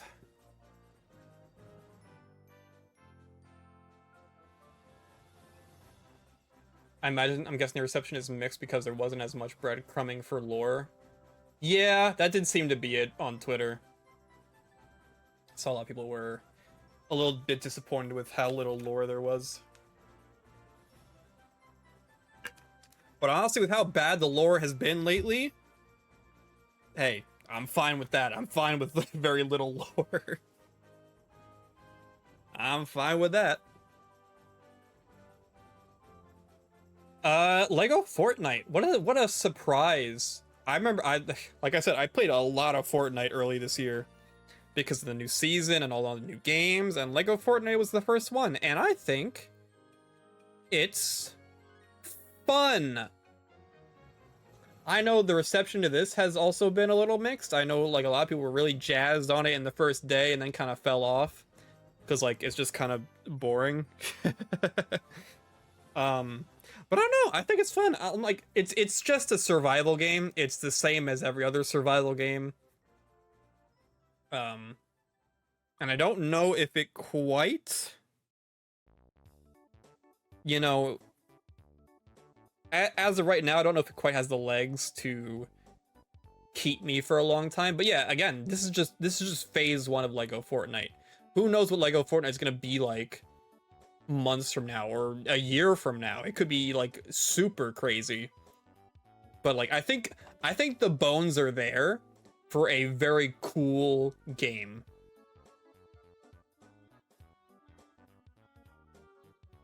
I think it definitely needs more things to do. Cause like when I think about Minecraft, like if you set out for adventure, there's so much you run into. Whereas when I set out from my town in Lego Fortnite, it's just kind of like barren landscapes and then a cave that's an instance. Like I don't even get to go into a cave naturally. It's just like a rock protruding from the ground and I have to go up to the hole in it and press E to go inside the cave. That kind of sucks. I do wish it was all like a lot more natural and the environments were a lot more varied and there was like more interesting things to see and do than just run around looking for materials and then, you know, going back to base. I do hope they expand on the concept because I do think it is, for what it is, I think it's enjoyable. I'd probably put it like here, maybe. Like maybe in the future it will be way better. I hope. Now, Rocket Racing might honestly be my favorite mode that they put in. It's fucking fun, bro. It is really, really fun. I love Rocket Racing. My only issue with the Rocket Racing is, first off, the visual track variety isn't really there. The fact that every track is just either grass or desert. That's it, actually. I really wish there was more interesting things to look at while playing the Rocket Racing, but mechanically, Rocket Racing is very cool. I love playing it. I love how fast the races are. I love how so many races come down to the wire. I think, like, again, yeah, with Unreal Editor, it could get really cool very quickly, and I'm excited about that. The only other thing I don't like is the way the game, like, match makes. Like, I really hate the trend of getting into a match, like matchmaking into a match, ending the match, and having to matchmake again because it kicks you out. I don't understand why every game works like that. I understand why Battle Royales work like that, because most people leave before the match is over. But like, why did that get adopted by literally everything? And that makes Rocket Racing really suck, because like, you have to wait a while to get into a race. Like, you can't just like queue into a lobby and stick with that lobby for like an hour. You have to queue every single time, and the queues get kind of long sometimes. It makes sense for a game with ranked, I think. Well, then there shouldn't be a ranked. There should be like a quick play mode. I don't get why there isn't a quick like. There's ranked, and then you could choose a single track. There's no way to like quick play matchmake. I wish there was a quick play matchmake that you could like stay in a lobby with people. Yeah, other than that, I enjoy it. I put it here. Yeah, here. Fortnite Festival. Shit's just Rock Band. Shit's just Rock Band, bro. It's got dog days. What else do you want me to say? Wonder Putt. This game was weird. This game was a lot. We went through a lot of moods with this game. Mini golf with funny things happening. Apocalypse happened like 5 times. It was interesting. Astro's Playroom. I cannot wait for this team's next game. I cannot wait to see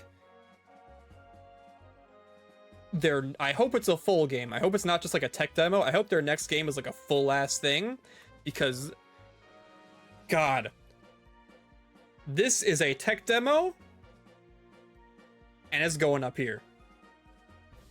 It's going all the way to the top, baby. Astro's Playroom is so good. I don't even need to tell you. You guys all played it. You guys all know. You guys all know how good Astro's Playroom is. Palia. So remember when I said that, like, I'm desperately searching for an Animal Crossing moment? I'm desperately searching for some game to give me that Animal Crossing vibe. Palia's not it. Palia's not it. I think it's neat. I don't think it's bad. I think it's neat, but I don't like the progression. I don't like how long it takes to do everything. I don't like how if I'm not grinding for materials, I'm not playing the game.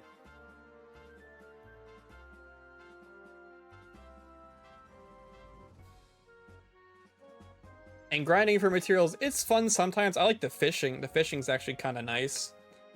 And I like running around. I like climbing and gliding and stuff. But, I think it's just okay. Maybe, like, here. Maybe. Grand Blue Fantasy vs. Rising. Good. Fun. Fighting game fun. I didn't buy it, but I'm playing the free version.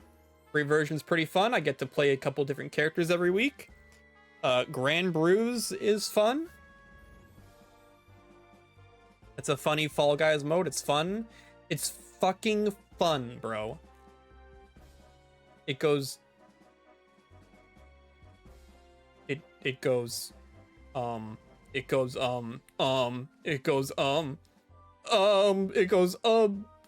here, maybe? Here? Here. Hi-Fi Rush didn't finish, but definitely good. Headbangers, half of those games aren't even rhythm games. This shit is a memory game disguised as a rhythm game. It's fine.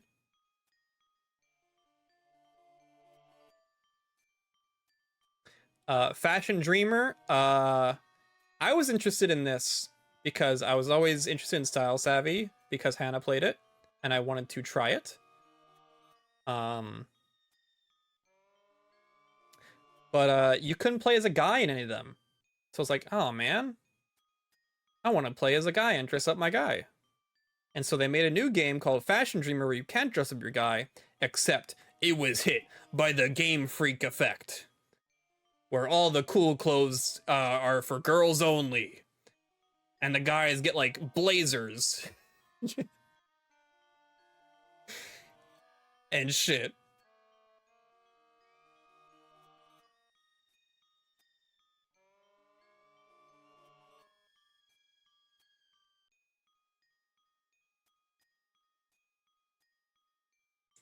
But I mean, it's cute. I really enjoyed dressing up my character in New Horizons, so I was excited for a game that was all about dressing up. And it's all right. I think if you're looking for a dress-up game, you could do way worse. I think it's pretty all right. I'd put it here, maybe. I did just say it's all right, though, so maybe it belongs down here. Maybe it belongs there.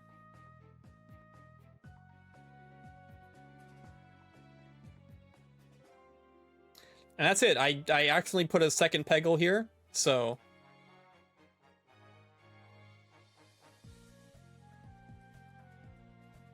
no soulful bad games, unfortunately. There was no cringe Kino. Big year for Hannah recommendations. Actually true. Actually, there's a lot of these that are from you. But Peglet peek again twice? Yeah, why not? They can hold hands.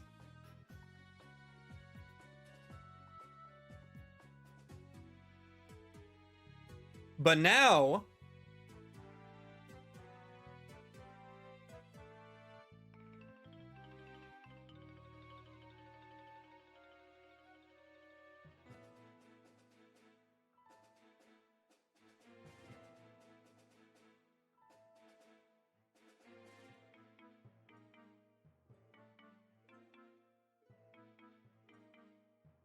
Oops, what the fuck? Hello? Oh my god, why am I having so much trouble? Oh god!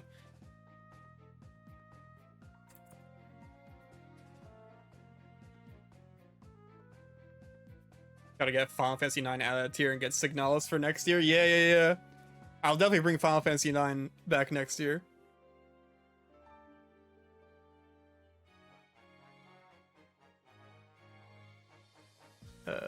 Lero. Alright, let's do the top 5. In order. Number 5.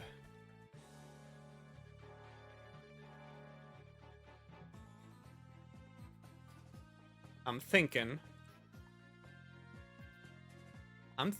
Pikmin 4 is number 5. And I think it's gonna be the only AAA game on here. Surely Signalis will be here next year. I think Signalis I'm playing next year for sure. Pikmin 4 is on here.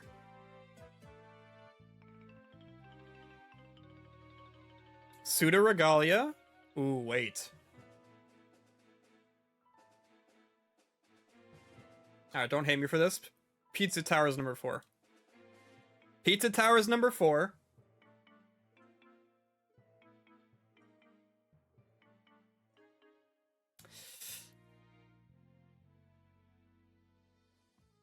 Man.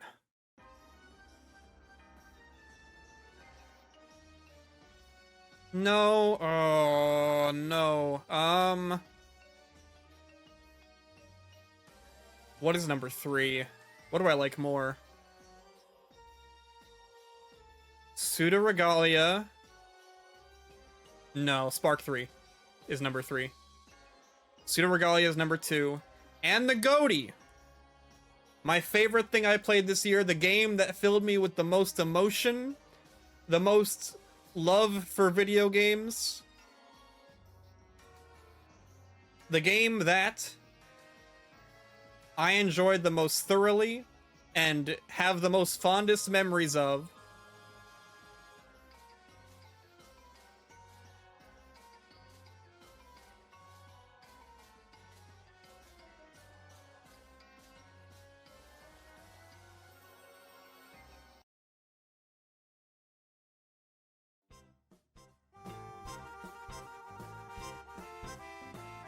It's My Friendly Neighborhood. Sorry, Peggle pals, it didn't happen. It's My Friendly Neighborhood.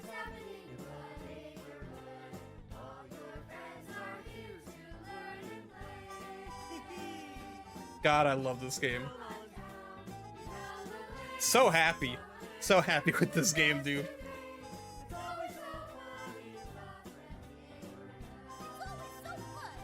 Oh, hit it.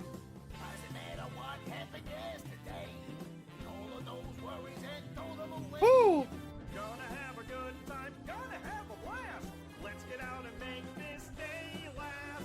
So drop on by and don't be shy. Come on, we all are waiting for you. So come to where your family, for you and me, the friendly neighborhood. God, I love that song too.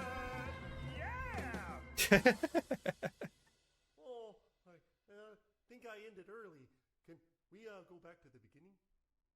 That's my list for this year. What was your top 5? Let me know in the comments below.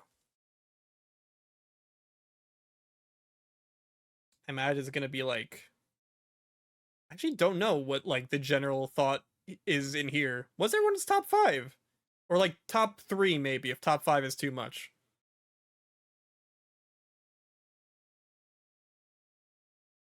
Because I imagine all of our lists would be like wildly different.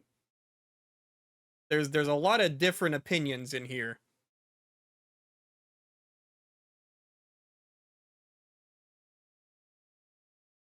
Octopath 2 is your goatee? Wow. See what I'm saying?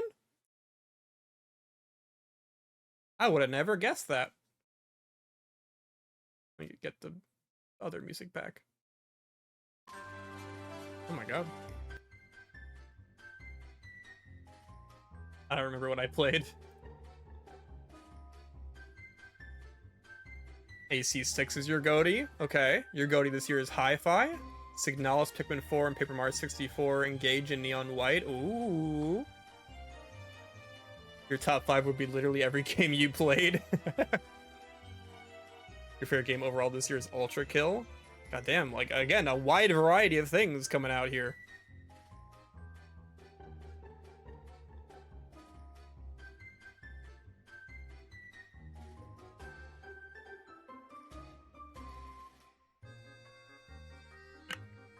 That's cool, though.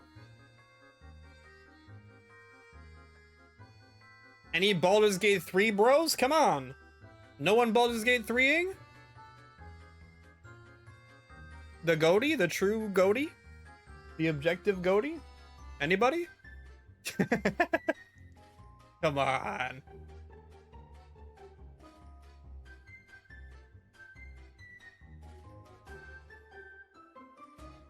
Final Fantasy 14 fishing goatee? Without 11-minute timer? Damn. Not your vibe. Fair.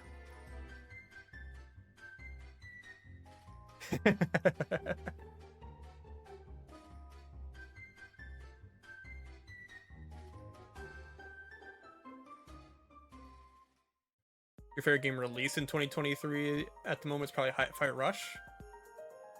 Yeah, I gotta play more Hi-Fi Rush. I'm sure it would probably be higher up if I finished it. I don't know if it would definitely be an I enjoy. I don't know if it would be in the top 2 tiers though. Maybe.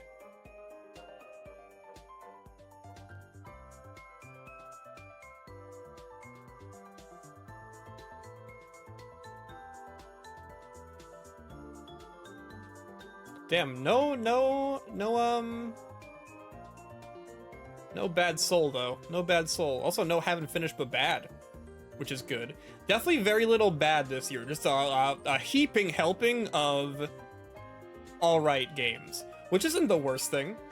You know, alright games can still be enjoyable. Like, I still enjoyed parts of all the It's Okay games, you know? Like, it's not like I hated them. You know what? Oh, I hate to do it. I really hate to do it. I really hate to do it because it's not a bad game, but I really didn't like it. I'm dropping it down a tier. Oh, sorry, Demon Turf Bros. I'm really. Oh, it feels kind of bad, but that's just my honest opinion of it.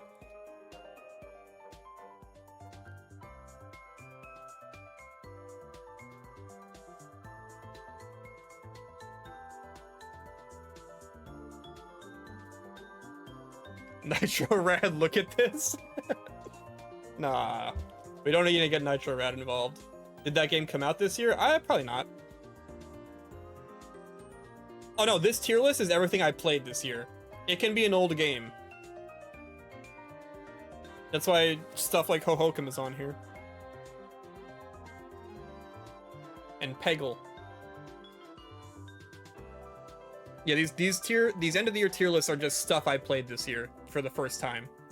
Or if it's not for the first time, I either finished it this year or something significant happened this year that made me rethink its position from a previous year. Which is why Sparks of Hope is back on here. And Disney Speedstorm.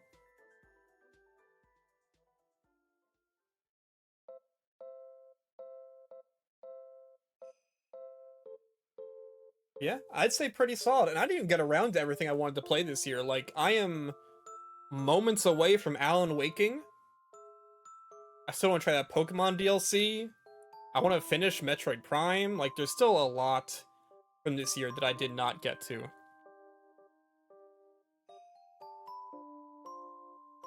And hopefully, you know, hopefully this year's a bit quieter so I can, you know, take it slow, focus on other stuff besides playing video games, and, you know, slowly burn through,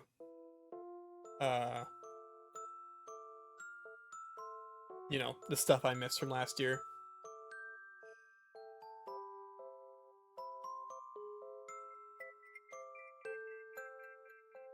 ACNH doing your island was fun. You killed it with the island, Hannah. You absolutely... God, I love the island. I was playing it on Christmas, or Christmas Eve. I played the Christmas Eve event on the island. It was so nice to just walk around. Thank you so much for that. Seriously.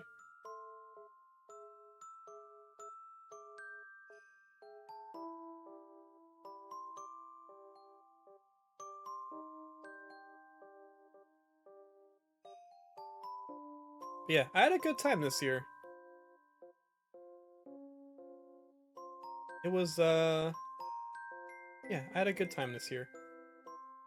Hoping next year is even better. For everyone.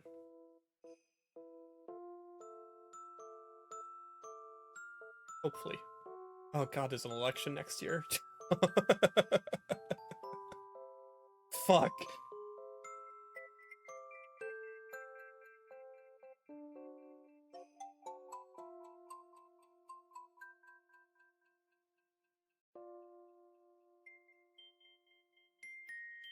Let's leave carpal tunnel in 2023. True.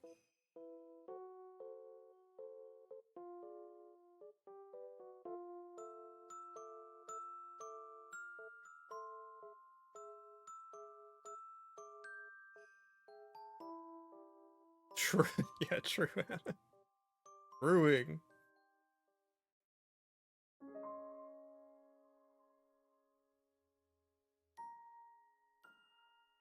Yeah, good times. Good times. Good times on this stream too. I really do enjoy streaming. I really, really do. I hope, you know, New Year's resolution, get into something else as well. Try and find I want to make a game. Even if it's exceedingly small, even if it's just a fucking Flappy Bird clone, I want to make a game that this year, 2024, we make a game. I want to make something.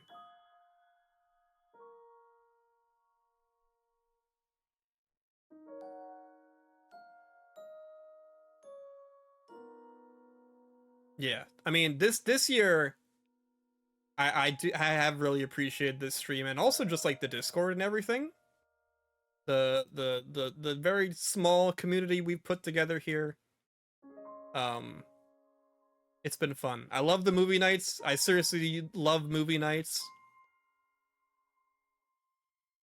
When we make a FNAF video, dude, you would not believe how long that script was. That video would have been bad, by the way. If the script I made, the first draft, like that it's honestly gonna take a while. I have to like really. I'm probably gonna run through like 5 different scripts before I get one that's even half decent. If we made a video with that first script, that would have been a very bad video.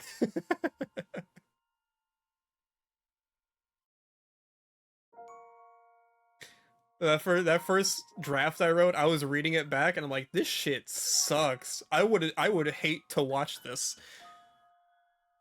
I've never made a long form video like that before, so like all YouTube's everything I've worked on YouTube has either been like scripted material or editing for someone else or like a live thing like a let's play. I've never done like a video essay before. So it's new to me. It's probably gonna take a couple of drafts to get something that I'm really happy with because I want it to be good. You know, I don't want to make a video complaining about how bad these games are and the video ends up bad. Like, who am I? You know, I want to make sure the video's good, even if it takes a long time to get it out.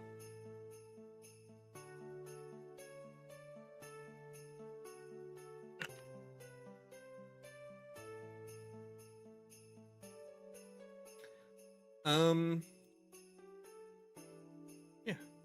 What do we have to look forward to next year?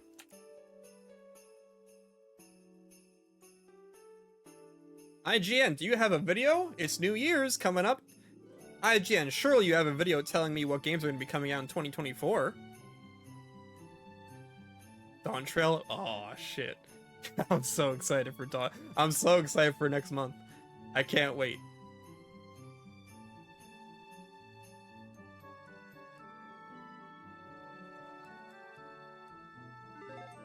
January. More art from Soul? Let's fucking go. Let's see, that was a good song that we were just listening to. And Norway? Norway. Oh, duh. I thought we were still talking about games.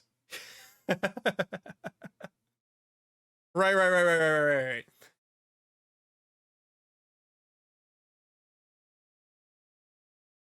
Yeah, Norway. That kind of is that a new RPG? New RPG named Norway?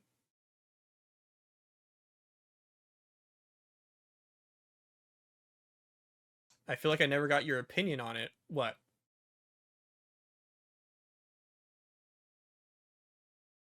What have you thought of my stuff so far? Right. Right, I didn't say anything in the chat yet. I really like the Bone Man. I really like the Bone Man. I haven't read all the descriptions yet, but I really like the Bone Man. When I see the Bone Man, I envision him as a character that would do the Sonic Adventure 1 pose.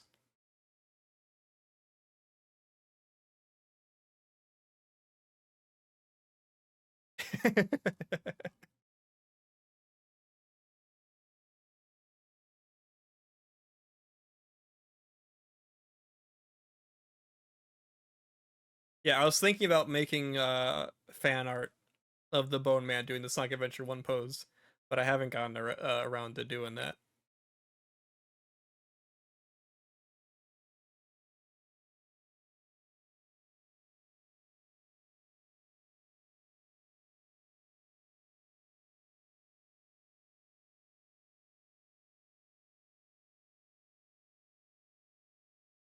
Game ranks? Is coming up quick.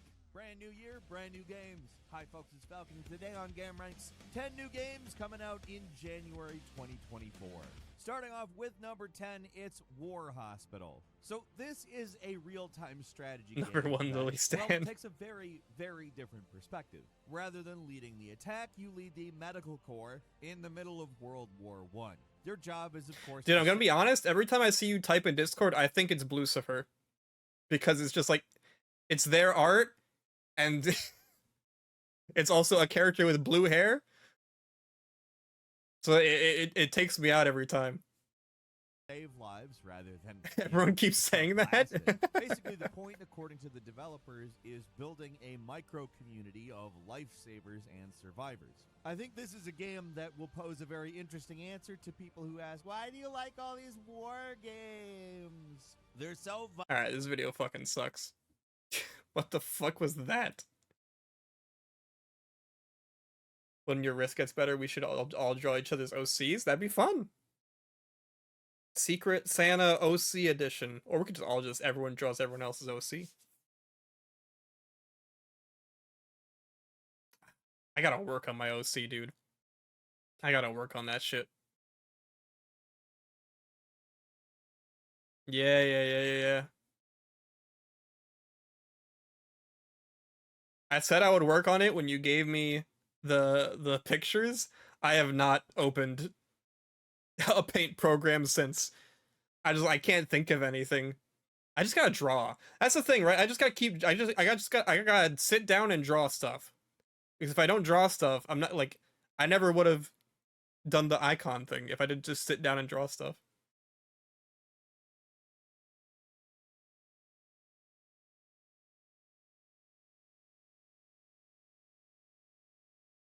Top 10 most anticipated games of 2024.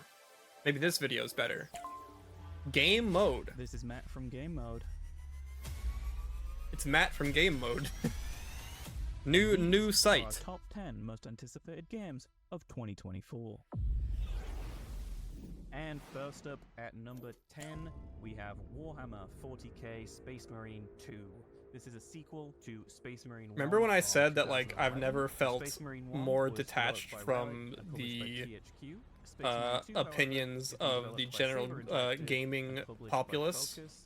Now, you may know Saber Interactive from some of their more recent games, such as the World War Z It- games. And a lot of I that feel tech like next year I'm gonna zombies has still been feel used that here way. for the Tyranids, this hive mind-based insectoid race that are just coming through the galaxy and consuming everything. And in this game, you return to playing as Captain Titus, the same character you played as in the. I mean, I but didn't play now the he has campaign of been demoted Warhammer to lieutenant. Space Marine He 1, but I has played the also multiplayer undergone Warhammer a Space Marine 1, and I remember Primaris, that being in short, a really cool transformation enjoyable, where you go maybe? from kind of a normal Marine at first spawn all the way up to this bigger, stronger, taller version. And yeah, it's a badass process. In the lore, you go through quite a lot, and I'm sure the 40k lore nerds want me to explain that more. I don't know if it's I'm not gonna badass. show you the video, I imagine it's but pretty it is horrifying awesome, to and be I'm really turned into a excited to Space see and Marine. hear more about that in the game and how Titus went through that.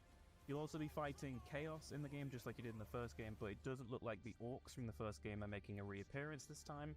And you're going to be fighting across a ton of Imperial worlds. Yeah, if I and went you'll with have that sword first mates script and of this looks just Reach fantastic review, inside it the would have gameplay you sounded can like see. this. Looks great. Really excited to play this one. It would Also, not have been good. the 2017 game Senua Cowboy Saga Shadow Hellblade 2. Sacrifice, both games developed by Ninja Theory, although the first game was prior to their acquisition by Microsoft and Xbox, so this new one has got all the backing of Xbox behind it. And right now you I'm can surprised see this game is isn't out footage yet. from the game I feel like windows we've been that seeing was this game just a brand new forever. Trailer, and you can see this is in-game, and it looks absolutely incredible. I'm really excited to see where Senua goes in this story. I loved the first game, and I think it's incredible that they're getting to do a follow-up to that. And What is this?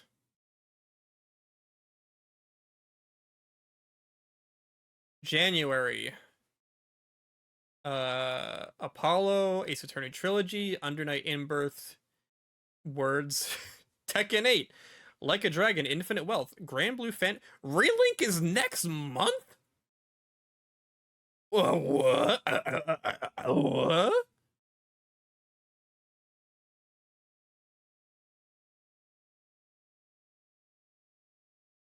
I did not know that. I thought it was still a ways away. That's crazy. After all this time, Relink is finally coming out. I honestly might play Relink. I don't know if I would get it right away, because it's co-op, right? I would rather play it with people. So I'd probably get it if I get a squad together. And if the squad wants to play day one, I'll get it day one. But if they don't want to play right away, you know.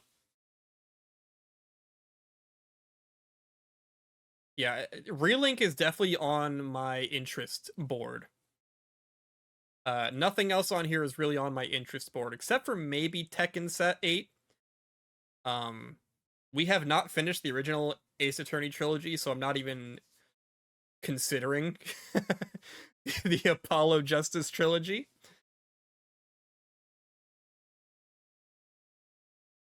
And Suicide Squad, I don't know, man. Suicide Squad makes me sad. Because, like, why? Why, bro?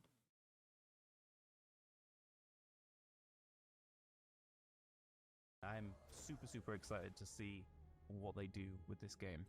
The developers Me Ninja too. Theory have got a What's next? to Stalker finally getting 2? a sequel to the I will not original be story playing this.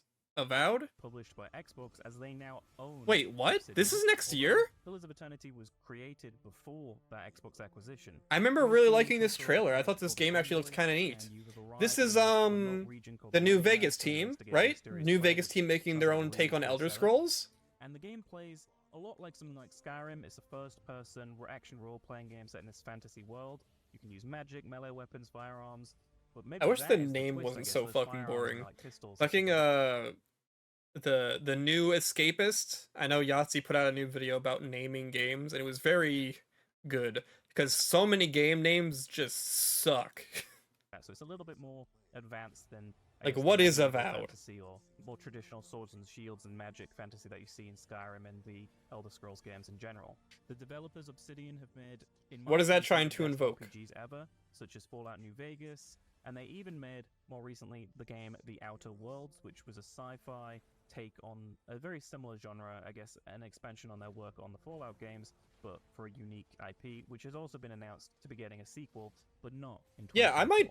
This It's running seems on like something I Unreal would Engine 5, play, and the to be last time we honest. saw the game a little while back now. I think it was looking really good. Look really at how promising. pretty it is, I'm dude. Look at the excited to see colors. what The we colors get to pop. see of this soon. It God might be a damn. late to Look at all, like, the 2024 creative game, magic now and we just have the everything. release window of the whole year. This might But be either way, a I'm this might be a excited to get my play. hands on a brand new Obsidian RPG because these guys know what they're doing when it comes to making RPGs, and I'm super excited to see what they bring to a first-person game set in the Pillars of Eternity world. What are you gonna do? And now at number 6, we have Dragon Age. And it's on Game Red Pass. Alert. You're Now, I'll so be honest, I fucking don't know if this right. one's gonna make the That me up, bro. 2024 Game Pass, Game Pass, Game I'm Pass. including it here because in the past the devs have delayed it to this year and they've said 2024, so it's very possible that we will see it this year. And we know they're going to do a big sort of media blowout and show a lot of the game off next summer, as revealed on Dragon Age Day, which just recently happened, and they showcased these beautiful new environments that we hadn't seen before. Dragon Age Dreadwolf is developed by BioWare, the guys behind Star Wars Knights of the Old Republic, Dread Empire, Mass Right, Dragon Effect. Age. You know, Yep. these are scored. Why is this well on for here Justice at League. number 5? Now, this is a big one because it's developed by Rocksteady. Oh, that's and why. They brought you the likes of the Batman Arkham series of games. And it's been a while since Arkham Knight now, 2015, so we're getting on close to a decade since the last time. I feel like they this is released gonna the be a game It'll where, actually be like, 9 years when this game releases in February of 2024. In this game, it's going to Rocksteady be leads impossible Arkham for me Asylum to and find knowing out if Metropolis, this game is good or usually not, quite well based known on for the city reception. where Superman is. But in this game, you're going to be playing as either Captain Boomerang, Deadshot, Harley Quinn, or King Shark, and you can play it solo, co-op with your friends online, and it's going to work similarly to an online live service game, something like Destiny or the Avengers game. Rest in peace. I feel like I would It's just gonna have be to think open that world, so you can explore I would just have to metropolis, trust fight enemies, you know, go the down few path people of that the I story, understand their game and you play in opinions this of. third-person perspective. Like, if Donkey makes a And video really about it, cool I'll be like, story okay, I'll and listen. some really cool action and animation I don't happening always agree as with soon as you Donkey, jump but I into at the least world. understand It his is a little bit tastes controversial right now, and understand his because feelings Rocksteady on have games. traditionally made That, like, single-player, story-focused games, and this is very much a multiplayer online game. But if he recently, made a video developers talking about it, I'd actually said they're understand gonna what update it's the like. game in 2024, later in 2024 after release, with a single-player offline mode. So if you don't want to play online, you don't have to be always online, then that is there. This game His is still epic very much video? set in You're not a the Donkey Arkhamverse, fan? so it's the 4th game or the 5th game. Let's count Origins, right? Even though it wasn't made Yeah, by I don't Rocksteady. always It like. takes place in that same universe. It's a direct I don't sequel, always I guess, agree in heavily terms with his from Arkham Knight, opinions. So this is the same Batman that we've known from those games. Like, And I Kevin think Conroy his is the videos voice on a Batman lot of in this game, and RPGs his are last kind of like, all right, appearance come on, was dude. Kevin Conroy's and an iconic voice Come that he's had on. over the years, so you'll be missed. The game has gone through a little bit of rocky development with delays. It was originally announced to be. I'm not even the released in biggest 2022 RPG guy. and I was like, 2023, come on, and dude. then it got that firm release date of the 2nd of February 2024, and that's when you all can check it out and play it yourselves. We have to die to save the world. And now we're on to number 4. with Black Myth. You didn't like his Wukong. Mario This game is RPG inspired by video? the classic Really? 16th century Chinese novel I thought that Journey was to the pretty West, okay. which I'm sure people will be familiar with a lot of the things from that novel, even if you're not familiar His with it Xenoblade 2 directly. video forever This ruined game public is perception of that described as game. a Souls-like, Yeah, similar to games again, like it's just Elden like Ring, his Dark RPG Souls, but also takes Sekiro, and when you see this sometimes game, are like, I think ugh. it feels and looks quite a lot like Sekiro out of FromSoft's games the most. It's been developed by Game Science, who are a fairly new studio. They've released a couple of other titles, but the main developers actually are from Tencent originally, and they've worked with NetEase, so these are a fairly well-known studio in China now, and they're making this huge, amazing-looking Monkey game. that is getting people really excited. About 4 years ago, they first started uploading some pre-alpha gameplay of this, and it got millions of views, and I think it's because the impressive scale and just the visual fidelity that's going on here is rarely seen on a game like this, and I think it looks absolutely fantastic. We just got a brand new trailer at the Game Awards, and it revealed that the game is releasing on August 20th. I don't remember 2024. what the Game We don't Awards have to trailer wait was even too like. long until we get our My hands ass is on not it. paying attention to this And game. the developers themselves talk about exploring a land of vast wonders, confronting mighty foes old and new, and it really does feel like some of those mighty foes are way bigger than we've seen in games that have similar gameplay to this. They are huge, and I'm really impressed by just the scale and the sheer This is the trailer? diversity Really? that's going on in some of these scenes. It looks insane. I'm a big fan of From Software games like Dark Souls and Elden Ring, and I'm excited whenever another studio tries to do something similar, because it means that we're getting different interpretations and different visions of something that From Software created with the Dark Souls and then into It's like the Bloodborne, Lego and then movie. into Elden Ring series of games. They're taking But something I you think made looking at this, it is, and making like I said, something very new out inspired of it. by Sekiro, which was an amazing action game from Software as well, and I loved playing through that. But here you can see with Black Myth Wukong, it's going to be something quite unusual in terms of its scale and what it's doing here.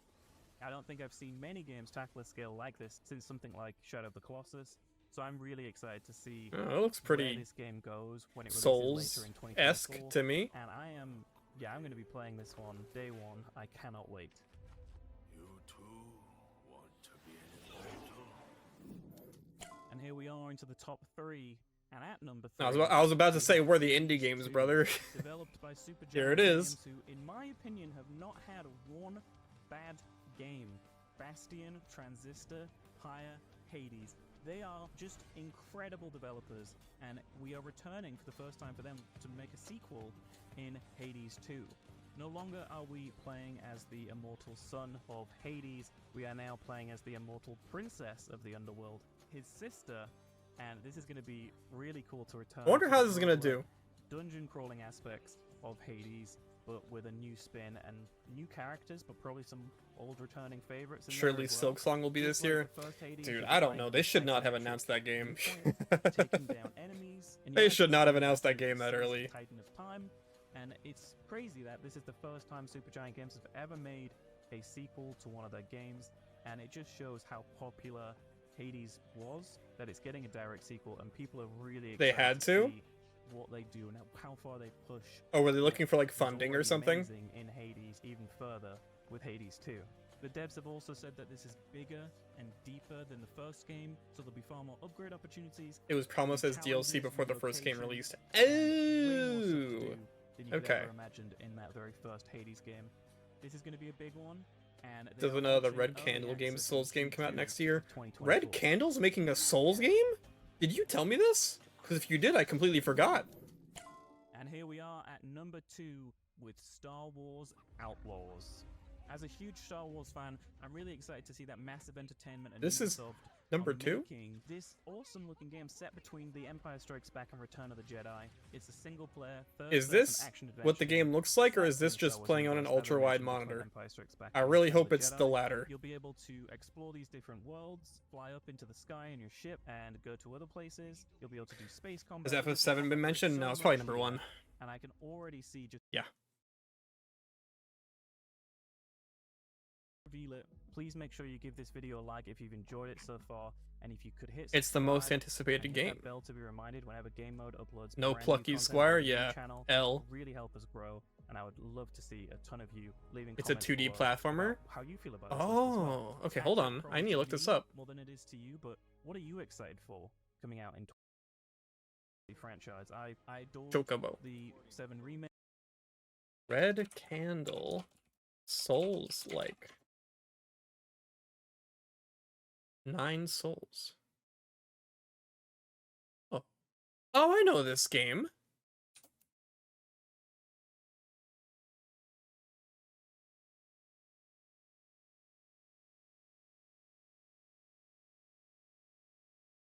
These are the guys that made this is the team that made Devotion, right? Yeah.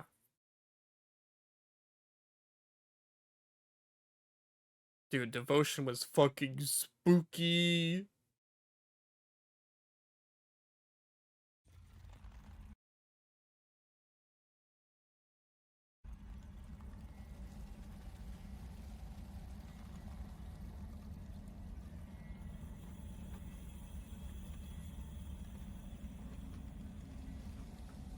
Yeah, I've seen this character, but I don't think I've watched this video. If I have, I've completely forgotten about it.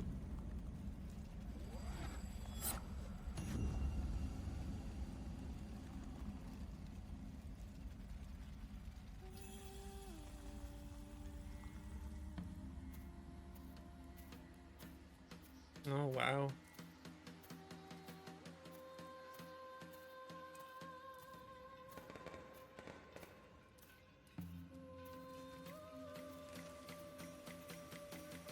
This is probably on my wish list, and I just completely forgot what this one's like. In fact, I think this is on my wish list. Oh, I like them. I like that physics. I like that jump. Oh, no. That's some good weight. Oh.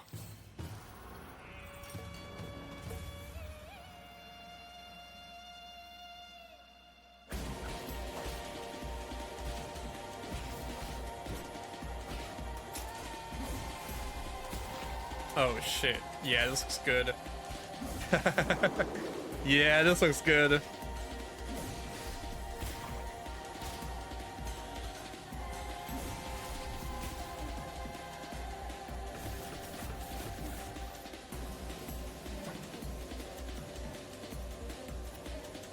Oh shit, I'm just gonna have to accept that. I'm just gonna have to accept that that screen just happened.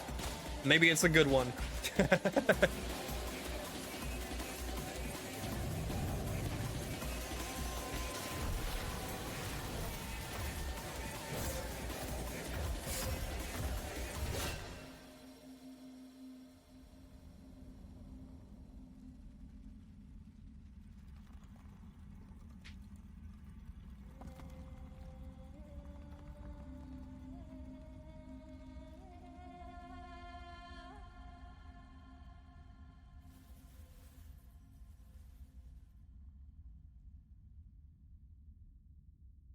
All right. When is this supposed to come out? Q1 2024? There's a demo? It's not on my wish list, but now it is.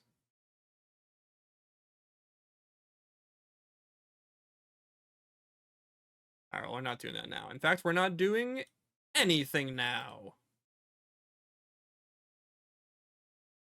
I am going to go. So I didn't have lunch, so now I'm hungry. Thank you all for hanging out. I'm happy we finished the list. I'm gonna save it.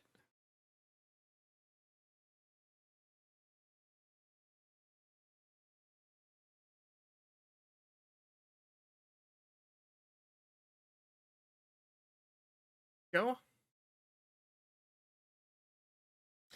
And I'm going to get the heck out of here. Thank you all for watching. Next stream.